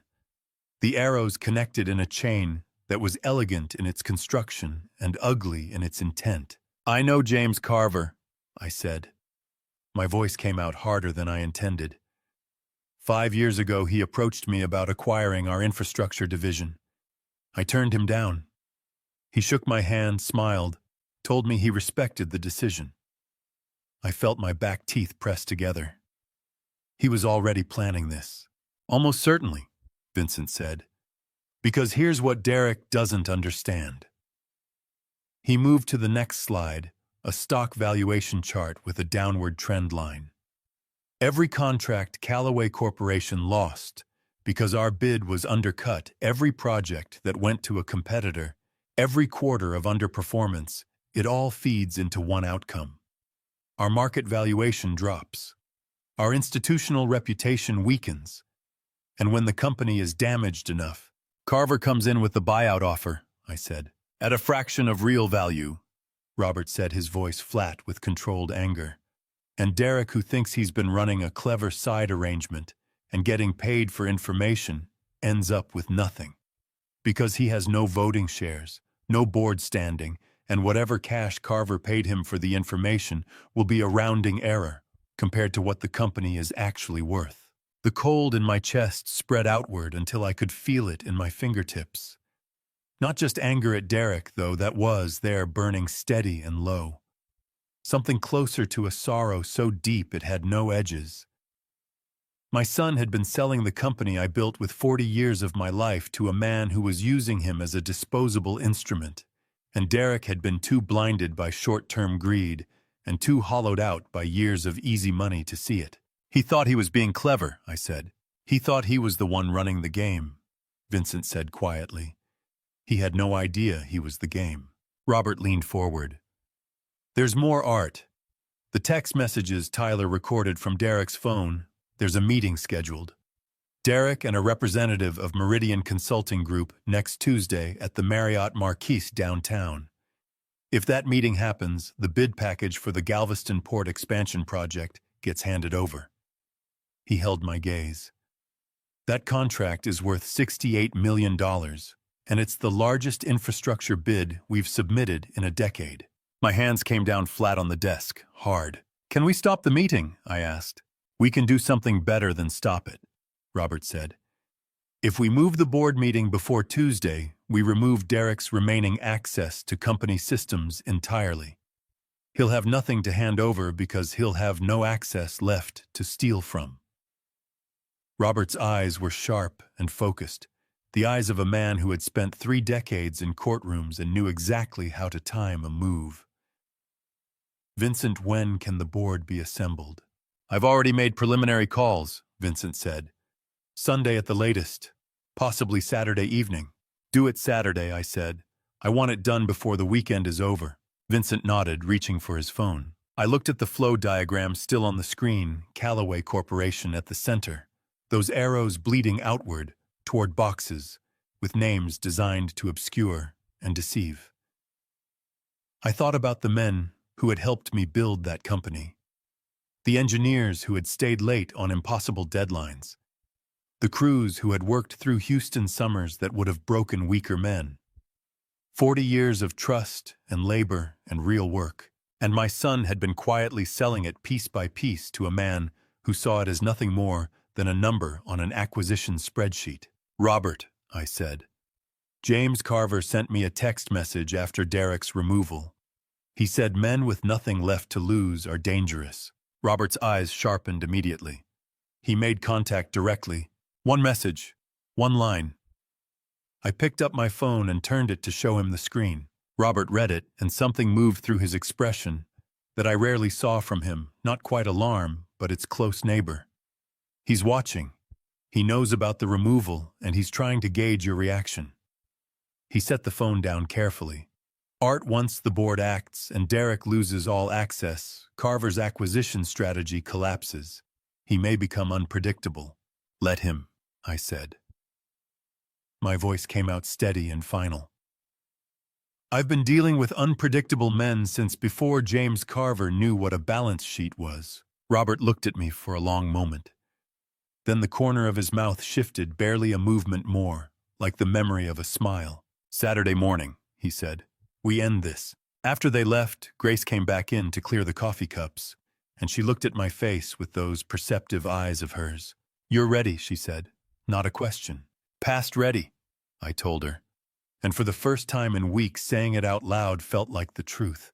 I had sat at the head of that boardroom table for 28 years. The day I rolled into that room in a wheelchair, I could feel the shift in the air the moment I crossed the threshold. The particular tension of a space where people have already chosen sides and are waiting to see which side has the stronger hand. 11 board members seated along the oval table of dark walnut that Margaret had helped me pick out in 1996. Men and women I had hired, mentored, argued with, trusted. And at the far end, Derek sat in a charcoal suit with a lawyer I didn't recognize at his elbow. He looked at me when I rolled in. His face did something complicated, a flash of something I might have called guilt if I believed he still had enough of that left to produce it. Then it smoothed back into the careful blankness he'd been wearing since October. Good morning, I said to the room. My voice carried. It always had. Let's get started. Vincent Hale called the meeting to order as acting chair. He had barely finished the procedural opening when Derek's lawyer, a man named Patterson, who had the pressed confidence of someone billing $800 an hour, stood up and set a bound document in the center of the table. Before the agenda proceeds, Patterson said, my client wishes to introduce a controlling document that supersedes the current meeting's purpose. I watched him push the document toward the center of the table. Board members reached for copies that Patterson's assistant distributed with practiced efficiency. I kept my hands on the armrests of my wheelchair and watched Derek's face. This is a comprehensive executive authority document signed by Arthur Callaway.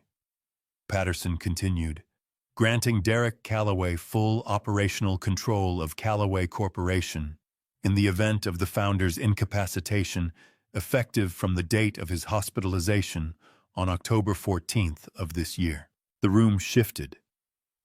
Could feel it, the collective intake of attention, the rustling of paper as people turned pages, the particular silence of 11 people absorbing something unexpected.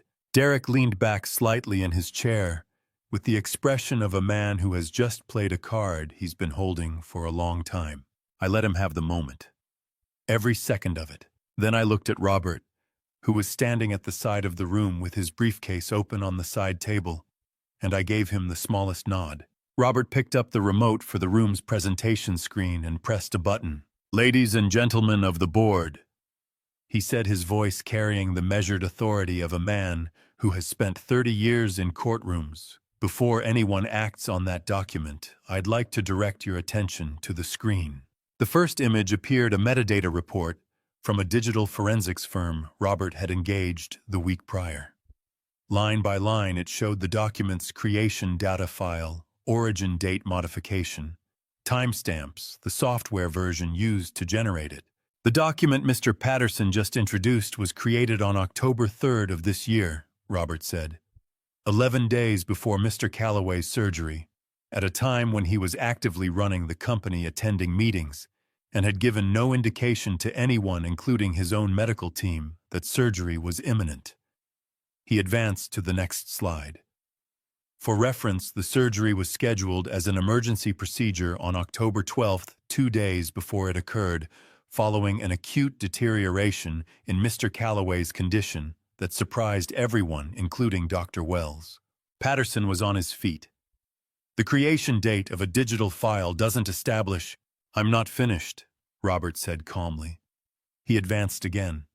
The screen now showed an email chain, Vanessa's personal address, a series of messages, with an outside document, preparation service, timestamps going back to late September. This correspondence, obtained through a third-party discovery process, shows that the preparation of this document was initiated 5 weeks before the surgery that supposedly prompted it, by a person who is not Arthur Calloway. He paused. "And who is not an attorney of record for this company." Derek's jaw had tightened. His hands were flat on the table. "Furthermore," Robert continued, his voice never rising above a courtroom professional's steady cadence, "we engaged a forensic document examiner last week. Her report, which I'm distributing now," he nodded to Vincent, who began passing folders around the table, "identifies 17 specific characteristics of Mr. Calloway's signature on that document that are inconsistent with his authenticated signature samples from the past decade. Her conclusion, stated with a high degree of professional certainty, is that the signature on that document was not produced by Arthur Calloway." The room went very still. Patterson leaned down and said something in Derek's ear, his voice too low to hear. Derek's face had gone the color of old concrete, flat gray, drained. His shoulders, which had been pulled back with manufactured confidence when I entered, curved inward now, like a structure losing its load-bearing support. "The document is a forgery," Robert said, without drama, without heat. Just a fact stated plainly. Creating a fraudulent legal instrument of this nature in Texas constitutes a third-degree felony under the Penal Code. I have already been in contact with the Harris County District Attorney's Office. He looked around the table. The board may now proceed with the meeting's original agenda. Patterson was gathering his papers. His client's legal strategy had just collapsed in front of 11 witnesses, and the fastest thing a good attorney does in that situation is reduce his own exposure. He leaned down once more to Derek, and this time I caught 2 words: "I'm withdrawing." Derek looked up at his lawyer with an expression I had never seen on my son's face before. Pure, unguarded panic, stripped of every layer of performance he'd ever built over it. For just 1 second, he looked like the 12-year-old boy who had come home from school one afternoon, having broken something he couldn't fix and didn't know how to tell me. Then he looked at me. Across the length of that walnut table, across 28 years of that room and everything it represented, I held his gaze. My chest ached with something that wasn't anger, and wasn't satisfaction, and wasn't grief, but contained pieces of all 3. I held his gaze and I didn't look away, because I had stopped looking away from things a long time ago, and I wasn't going to start now. Patterson walked out. The door closed behind him with a sound that echoed longer than it should have. Vincent called for the vote on Derek's removal. I looked down at my hands in my lap, while the ballots were cast, not because I couldn't watch, but because some things don't require witnessing. Some things you already know the outcome of before the count is finished. 11 votes, 11. When the result was announced, Derek stood. He didn't speak. He buttoned his jacket with hands that were trembling visibly, and he walked out of that boardroom without looking at a single person in it.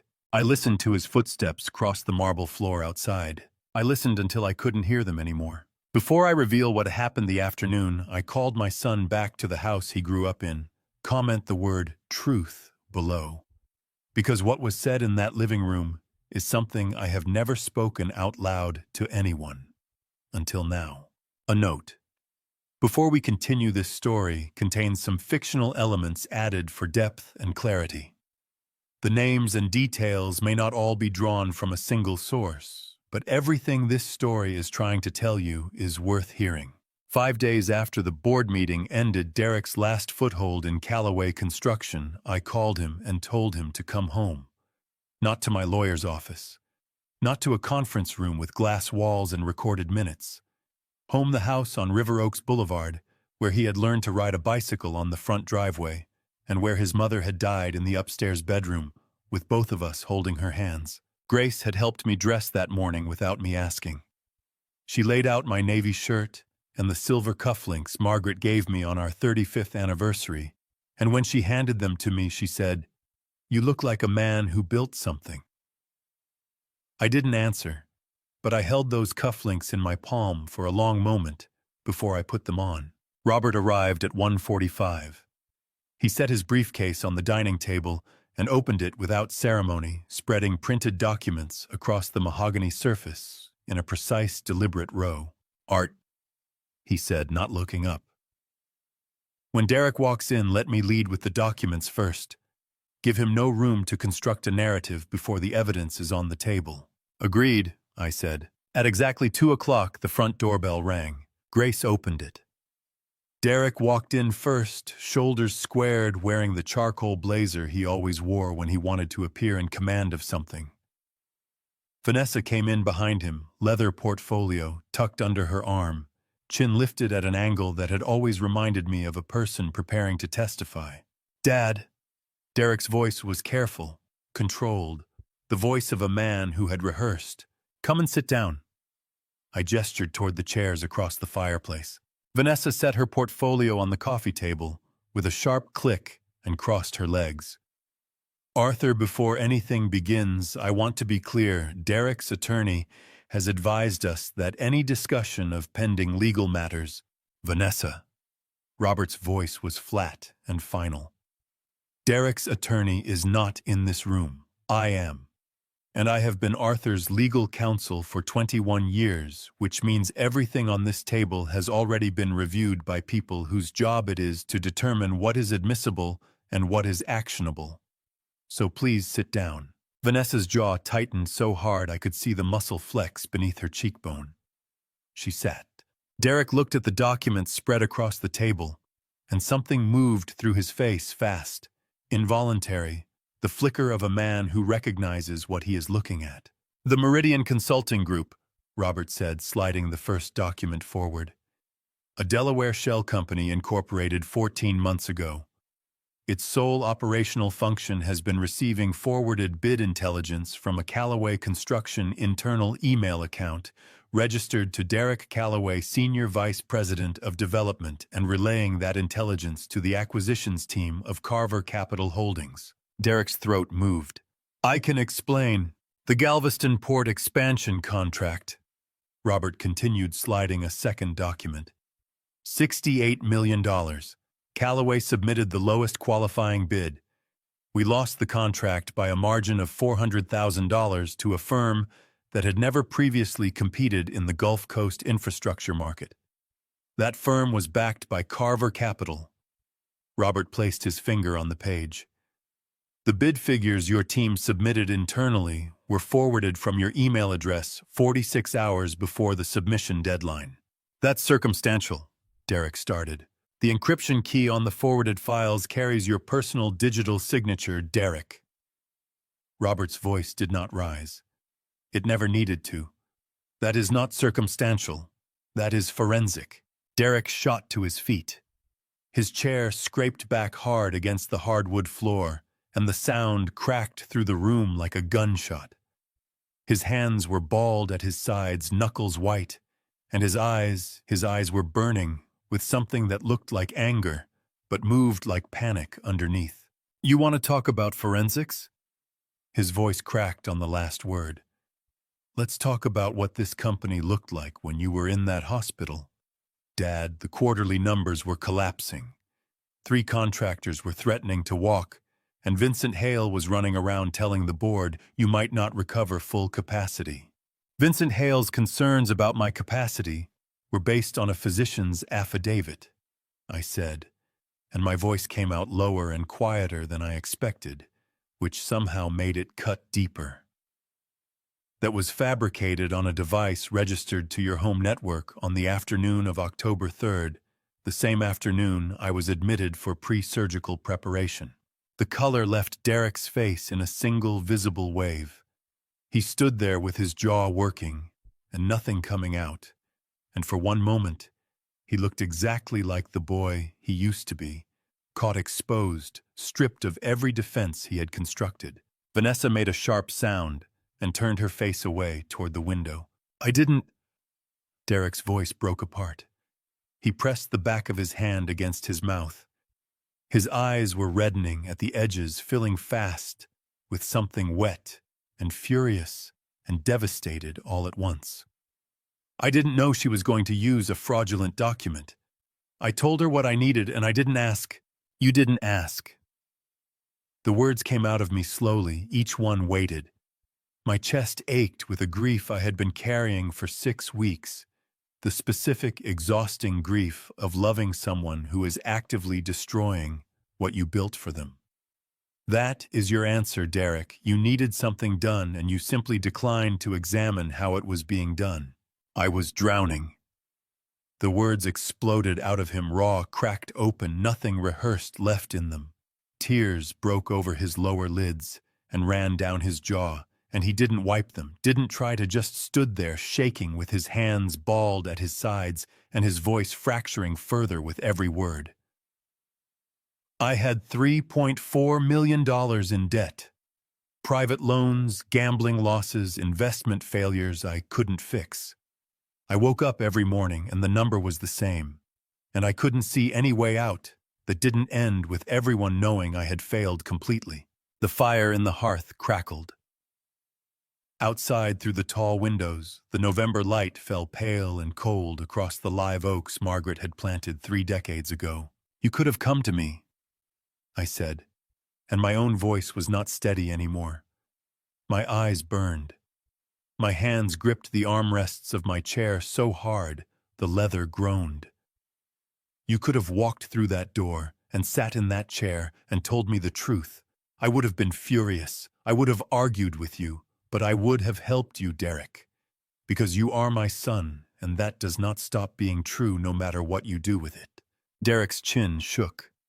His whole face shook.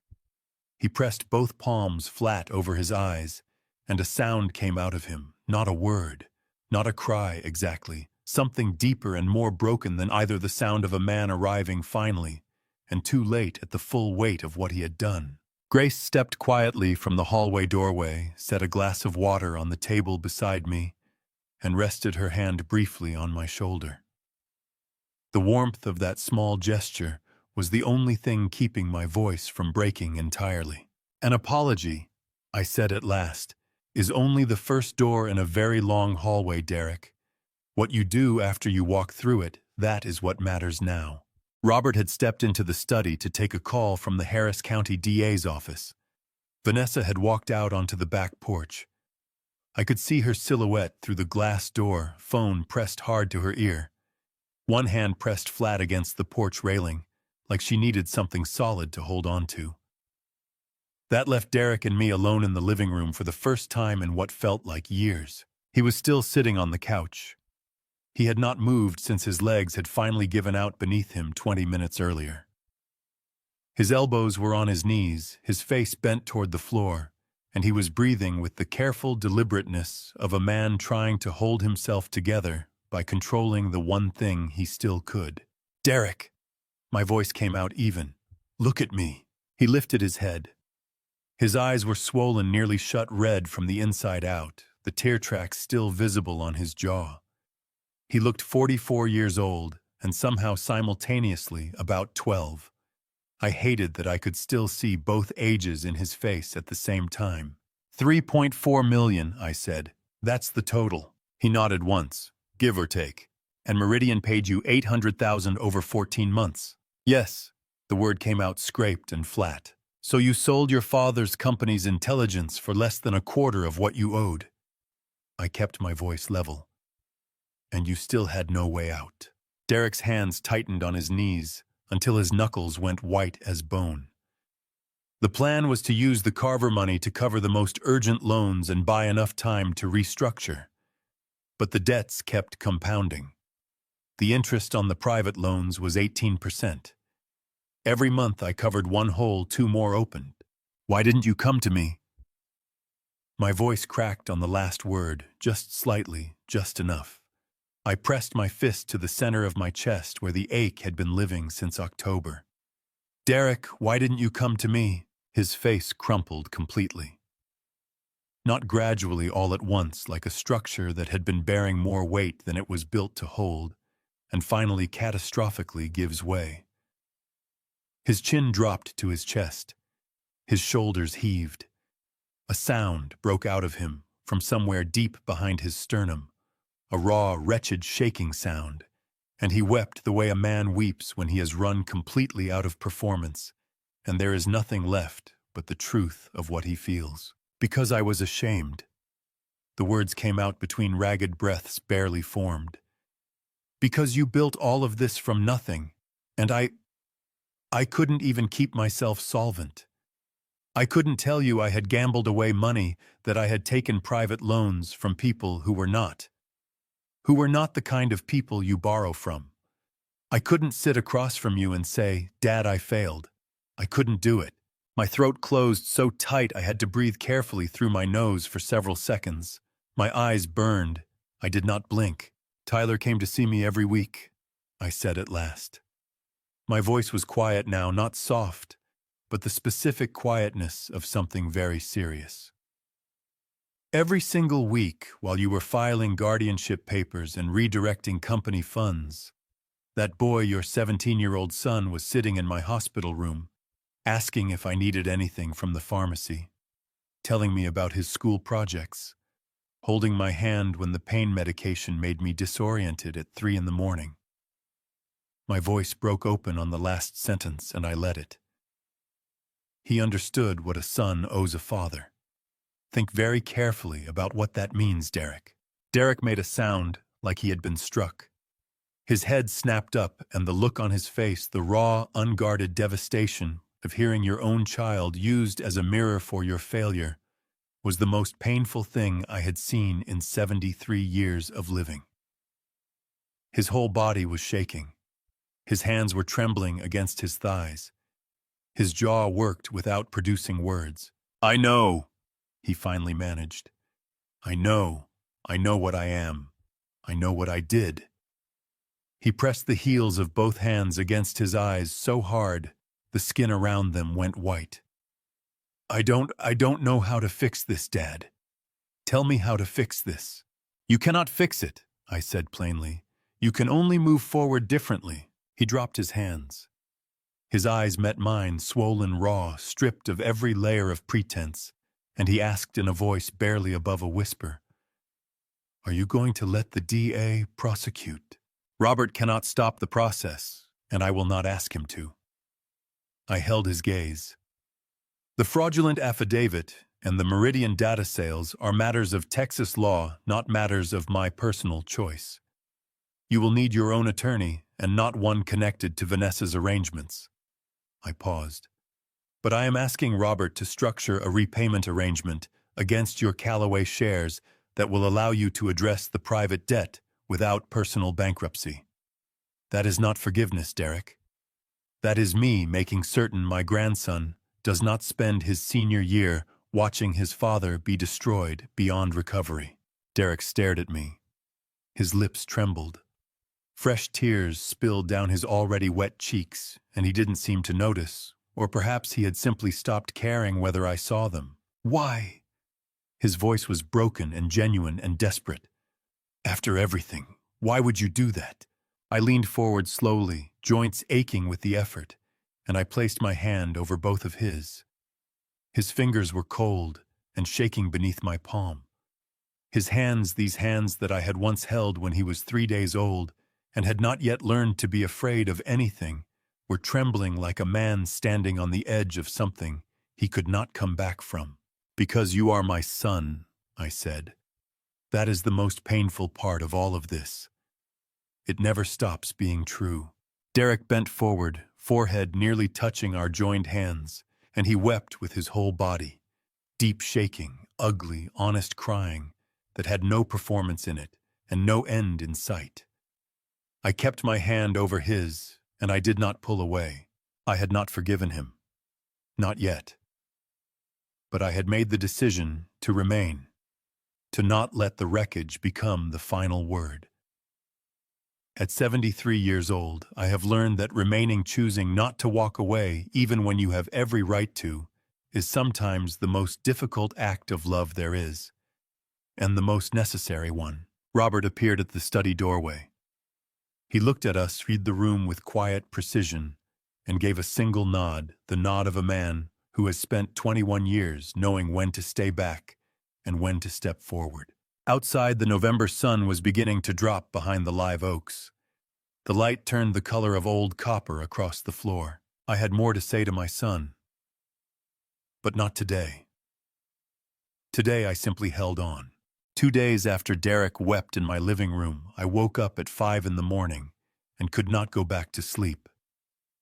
I lay in the dark and stared at the ceiling and thought about Margaret. About the way she used to say that grief and purpose were not opposites, that the most powerful thing a person could do after being broken was decide with full clarity what they were going to build next. I got dressed, called Grace, and told her I needed to go to Robert's office.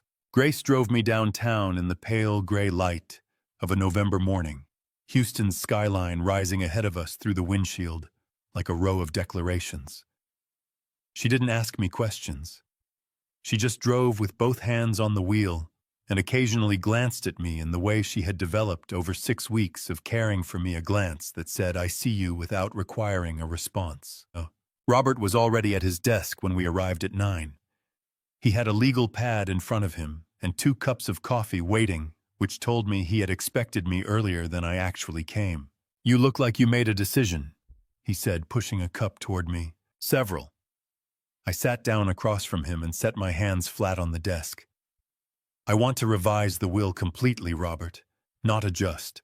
Rebuild it from the foundation." Robert uncapped his pen. "Tell me what you want." "The company," I said. 100% of Class A voting shares remain in my name until I die.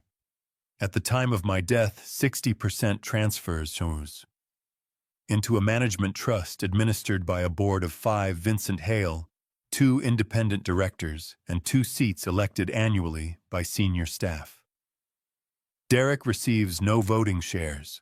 He receives a fixed annual distribution from Class B dividends, only contingent on his completing a financial accountability program and maintaining clean legal standing for 3 consecutive years.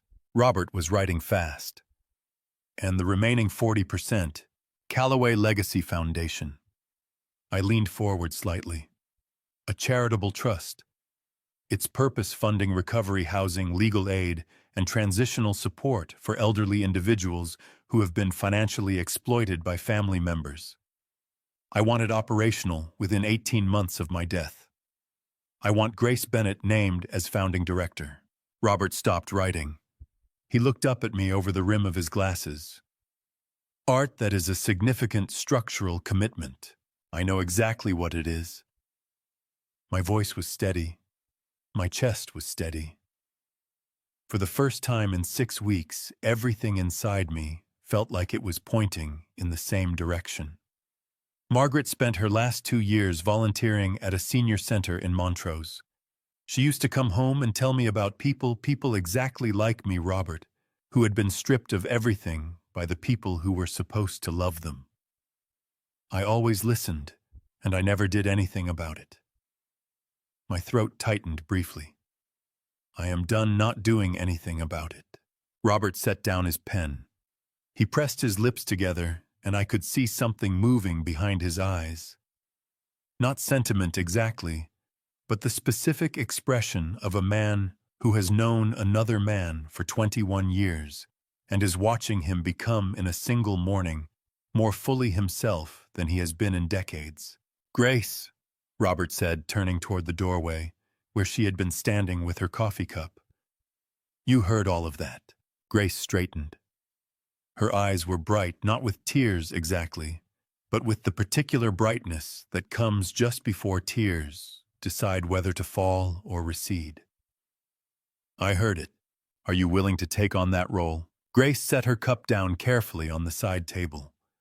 She crossed the room, pulled out the chair beside mine, and sat down. When she spoke, her voice was composed, but her hands folded in her lap were gripping each other tightly enough that her knuckles had gone pale. "Mr. Calloway," she said, "I became a nurse because I believed that caring for someone really caring, not just medically, but as a human being, was one of the most important things a person could do." Her voice dropped slightly. "But I have sat with patients whose families never came. I have held hands at 3 in the morning for people whose children stopped returning calls.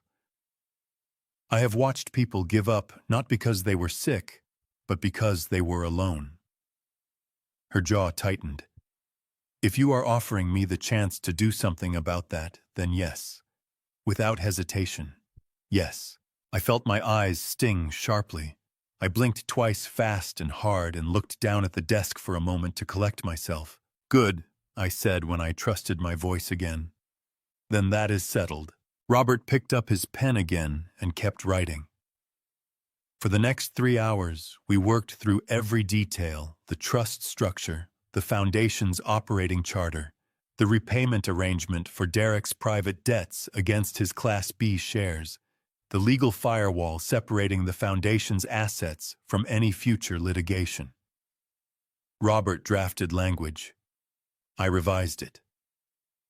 Grace asked questions that neither Robert nor I had thought to ask: practical questions about how the foundation would actually receive and process people, what criteria would determine eligibility, how staff would be hired and trained. By noon, Robert had 40 pages of preliminary notes and the outline of a document that would take his team 3 weeks to finalize. "Arthur," Robert said, as Grace went to get more coffee, "I want to flag one thing." "Go ahead." "Vanessa." He tapped his pen against the legal pad. "She has not retained separate counsel yet, which means she is still technically covered under Derek's representation. But the fraudulent affidavit, the metadata links her more directly than Derek. The DA's office is going to want to talk to her, and when they do, her instinct is going to be to protect herself first." He looked at me carefully. "That may create a situation between her and Derek that neither of them is prepared for." I considered that.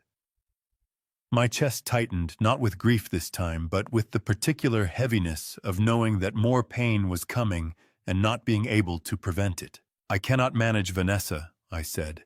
"I can only manage what I build." "I know," Robert said. "I just want you prepared." Grace came back with the coffee.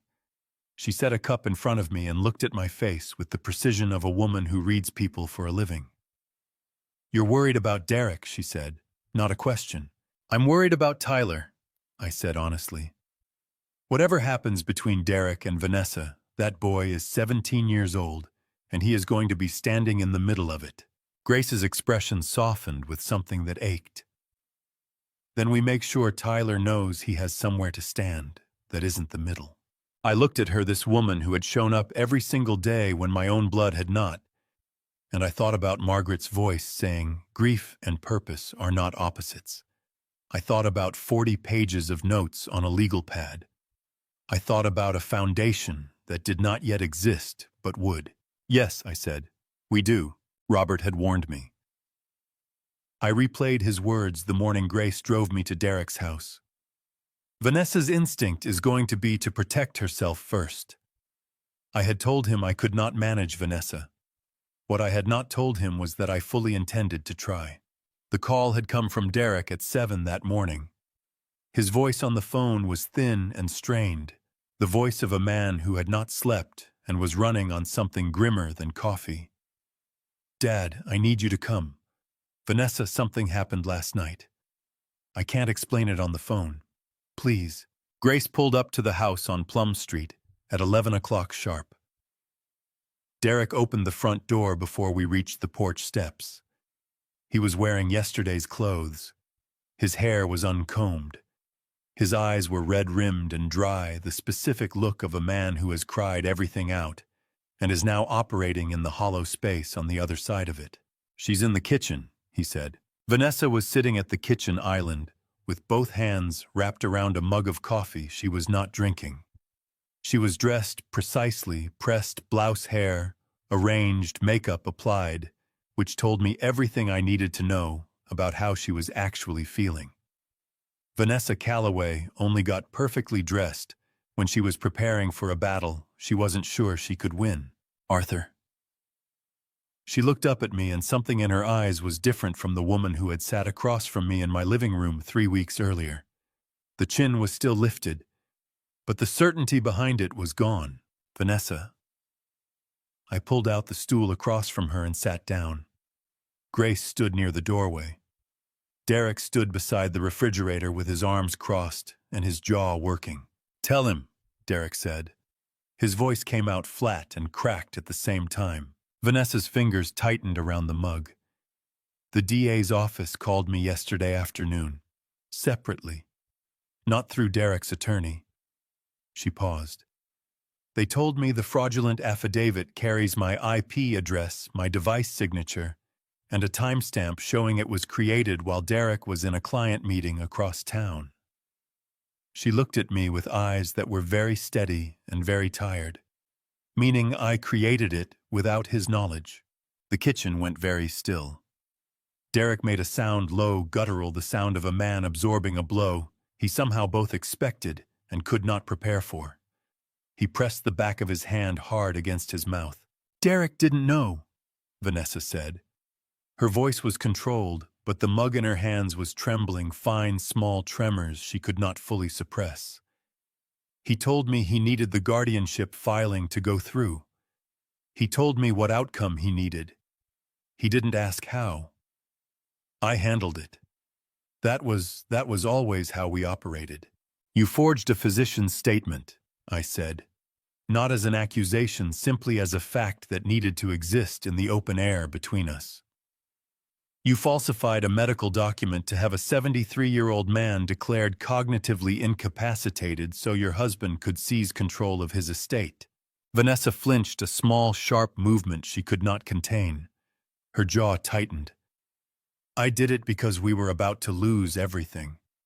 The debts, the loans, I had been managing the pressure of that for 2 years without telling Derek half of how bad it actually was, because every time I tried to explain it, he shut down. I needed it resolved. I needed it resolved before it destroyed us." Her voice cracked on the last word just slightly. "I did not stop to think carefully enough about what I was doing to you." "No," I said. "You did not." Derek pushed off from the refrigerator. His hands were shaking. His eyes were wet and furious and broken all at once. 2 years, Vanessa. You were managing this for 2 years without telling me the full picture, and then you committed a felony in my name. I committed it to protect us." "You committed it to protect yourself." Derek's voice broke open completely. He was crying now, hard, ugly, angry tears, the kind that come from a place too deep for composure to reach. "You made me complicit in something I didn't even fully understand. And now the DA has both our names, and Tyler is 17 years old, and—" His voice collapsed entirely. He pressed both hands flat over his face and stood there with his shoulders shaking and his chest heaving, and the sound he made was the sound of a man who has just understood all at once the complete shape of what has been done to his life. Grace stepped forward from the doorway, not toward Vanessa, not toward Derek, but toward me. She put her hand on my shoulder and kept it there. Vanessa set the mug down. Her hands were trembling visibly now, no longer suppressed.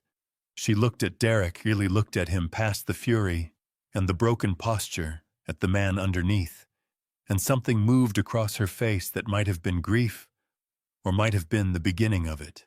"I'm going to cooperate with the DA," she said. Her voice was quieter now, smaller. "Full cooperation in exchange for consideration on sentencing. My attorney is filing the agreement today." She exhaled slowly. "And I think Derek and I need to be separated while the legal process runs. For Tyler's sake. For everyone's sake." Derek lifted his face from his hands. His eyes met hers, and the look between them was not anger anymore. It was the exhausted, devastated recognition of two people who have hurt each other past the point where ordinary repair is possible. "Tyler stays with me," Derek said. "At least until this is resolved." "Agreed," Vanessa said. I looked at them both, my son and the woman he had built a life with, sitting in a kitchen, in a house that suddenly felt very large and very cold, and I felt a grief that had nothing triumphant in it. I had not come here to win something. I had come because my son called me at 7 in the morning and needed his father.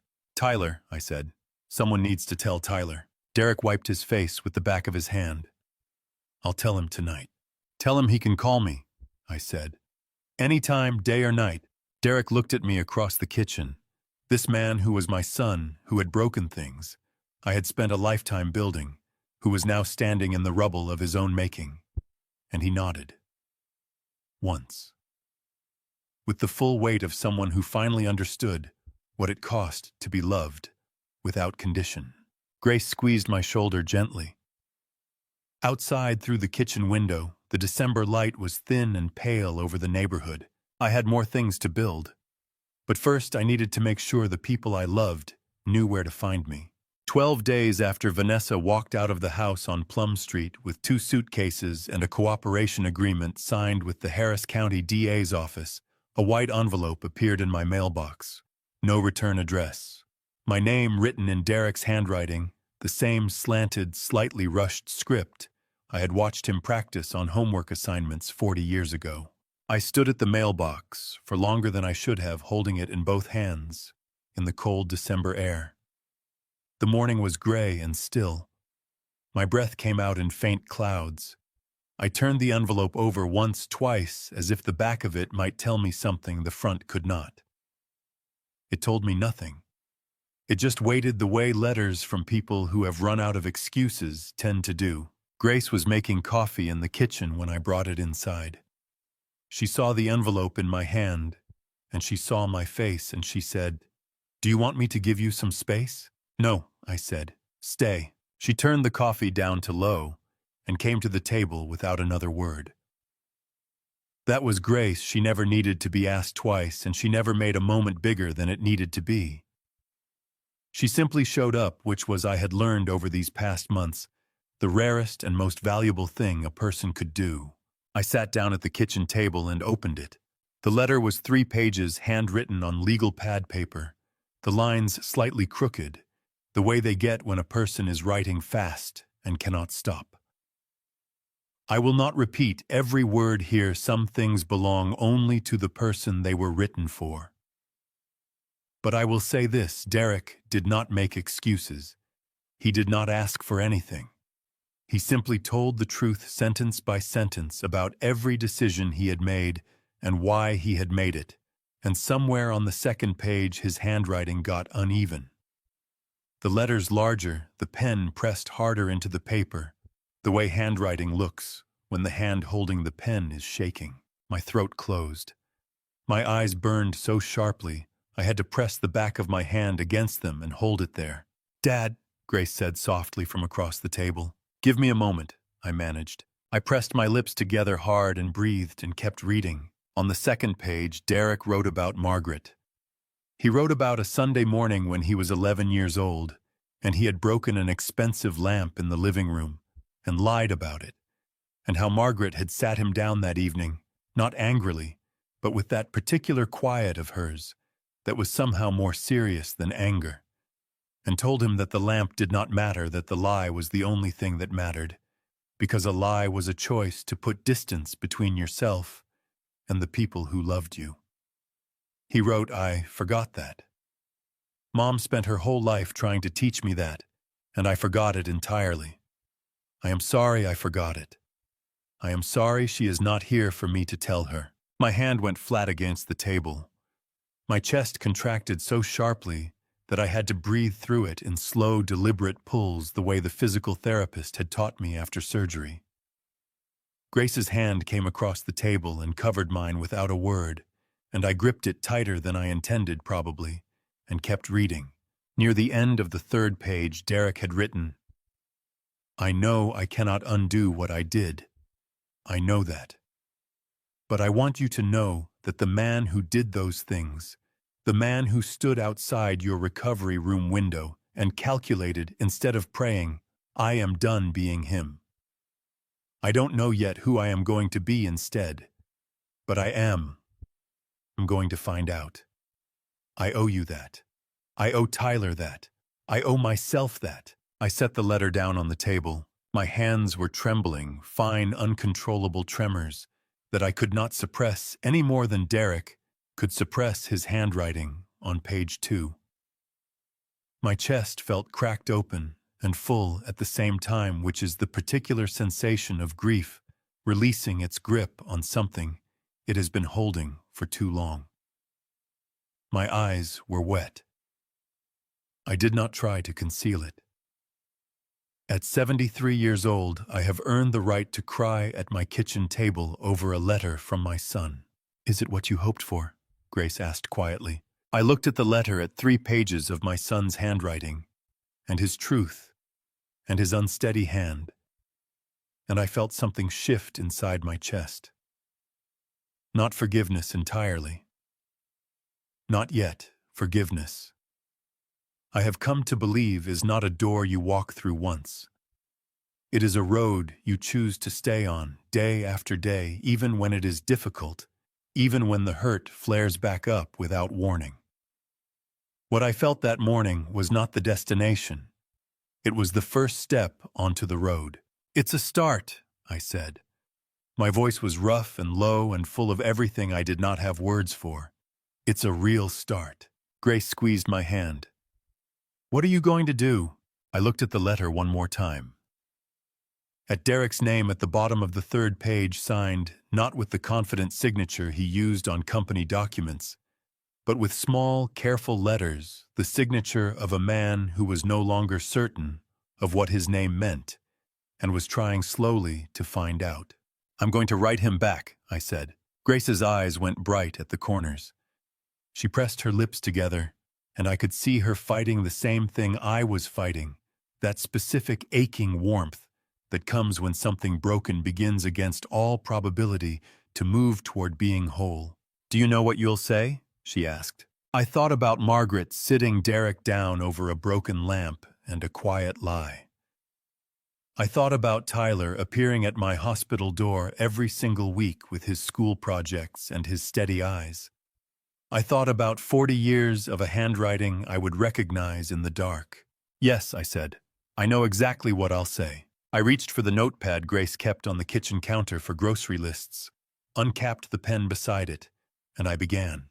"The morning of January 11th, I put on the same navy shirt and the silver cufflinks Margaret gave me on our 35th anniversary. The same ones I had worn the day I called Derek home for the confrontation that changed everything. Grace noticed immediately when she picked me up. "You wore those the day of the meeting," she said, eyes bright. "I know," I said. "Some things deserve to come full circle." The Foundation's offices occupied the 3rd floor of a building on Main Street that Robert had helped me lease in December. The lobby was full: social workers, elder care attorneys, 3 city council members, 2 journalists, and a row of elderly men and women seated near the front, whose faces I did not recognize but whose eyes I understood completely. They were the people this place was built for. Robert stood near the entrance with a folder in his hand, and something rare on his face, a smile that reached his eyes. "You ready, Art?" "20 years late," I said, "but yes." Grace stepped up to the podium first. She was wearing her dark green blazer, the one she always wore when she meant business. And when she looked out at the room, her eyes were shining, and her jaw was set with the kind of quiet determination that I had come to recognize as her truest expression. "I have sat with people in hospital rooms at 3 in the morning," she said, her voice carrying clearly across the room, "who were not afraid of dying. They were afraid of being forgotten.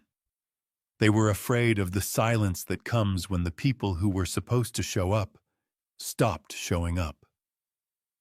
Her voice thickened slightly, but she did not pause. This foundation exists so that silence has somewhere to be broken. I felt my eyes sting sharply. I blinked and kept blinking. Then I felt a hand close around my arm from the right side, a young hand, firm and warm. I turned. Tyler was standing beside me, in a collared shirt, his hair combed back, his jaw carrying the first faint suggestion of the man he was becoming. His eyes were red at the edges. He had been crying recently, or close to it, but he was smiling. A real smile, wide and unguarded, the smile of a 17-year-old boy who had decided to show up. "Grandpa," he said, his voice rough with something he was working to contain. "Dad wanted to be here. He said to tell you he's working on it." My chest clenched so hard I had to breathe twice before I could speak. I put my arm around Tyler's shoulders and pulled him close, and he leaned into me the way children do when they are still young enough to let themselves need someone. "Tell your father," I said, my voice barely holding, "that the door is open." It always was. Tyler nodded against my shoulder. Outside the windows, Houston's January sky was pale and clear and full of light. I had lost a great deal. I had nearly lost more. But standing in that room with Grace at the podium and Robert at the door and my grandson's shoulder warm beneath my arm, I understood with the full clarity of a man who has been broken and chosen to build anyway that this was not an ending.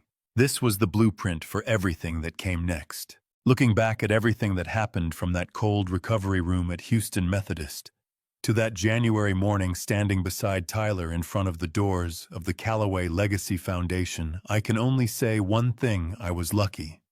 Not because I was wealthy, not because I won, but because God placed the right person in the right place at exactly the right time, and that person was not my own flesh and blood. That is the most painful truth I have ever had to admit. If you are reading this and you still have aging parents, call them today. Do not wait until they are lying in a hospital bed before you realize how many calls you let go unanswered. Do not be like me, a man who nearly lost everything before he understood that love is not an asset to be inherited. It is something that must be chosen again every single day. My belief is simple: money can build a house, but only presence can build a family. And a family story is never written in a will. It is written in the mornings you choose to stay. This is my grandpa stories, imperfect, unheroic, but completely real. If this grandpa stories touched your heart in any way, please leave a comment below. I read every single one. Share this video with someone who needs to hear it today. And if you want to stay with more family stories like this one, hit subscribe so you never miss another family story when it arrives. Thank you for staying until the very end of this story that means more than you know. A note to our viewers: the stories on this channel contain some fictional elements crafted purely for educational and inspirational purposes. If this type of content is not the right fit for you right now, that is completely okay. Feel free to step away, find content that serves you better, and come back whenever you are ready. This door is always open.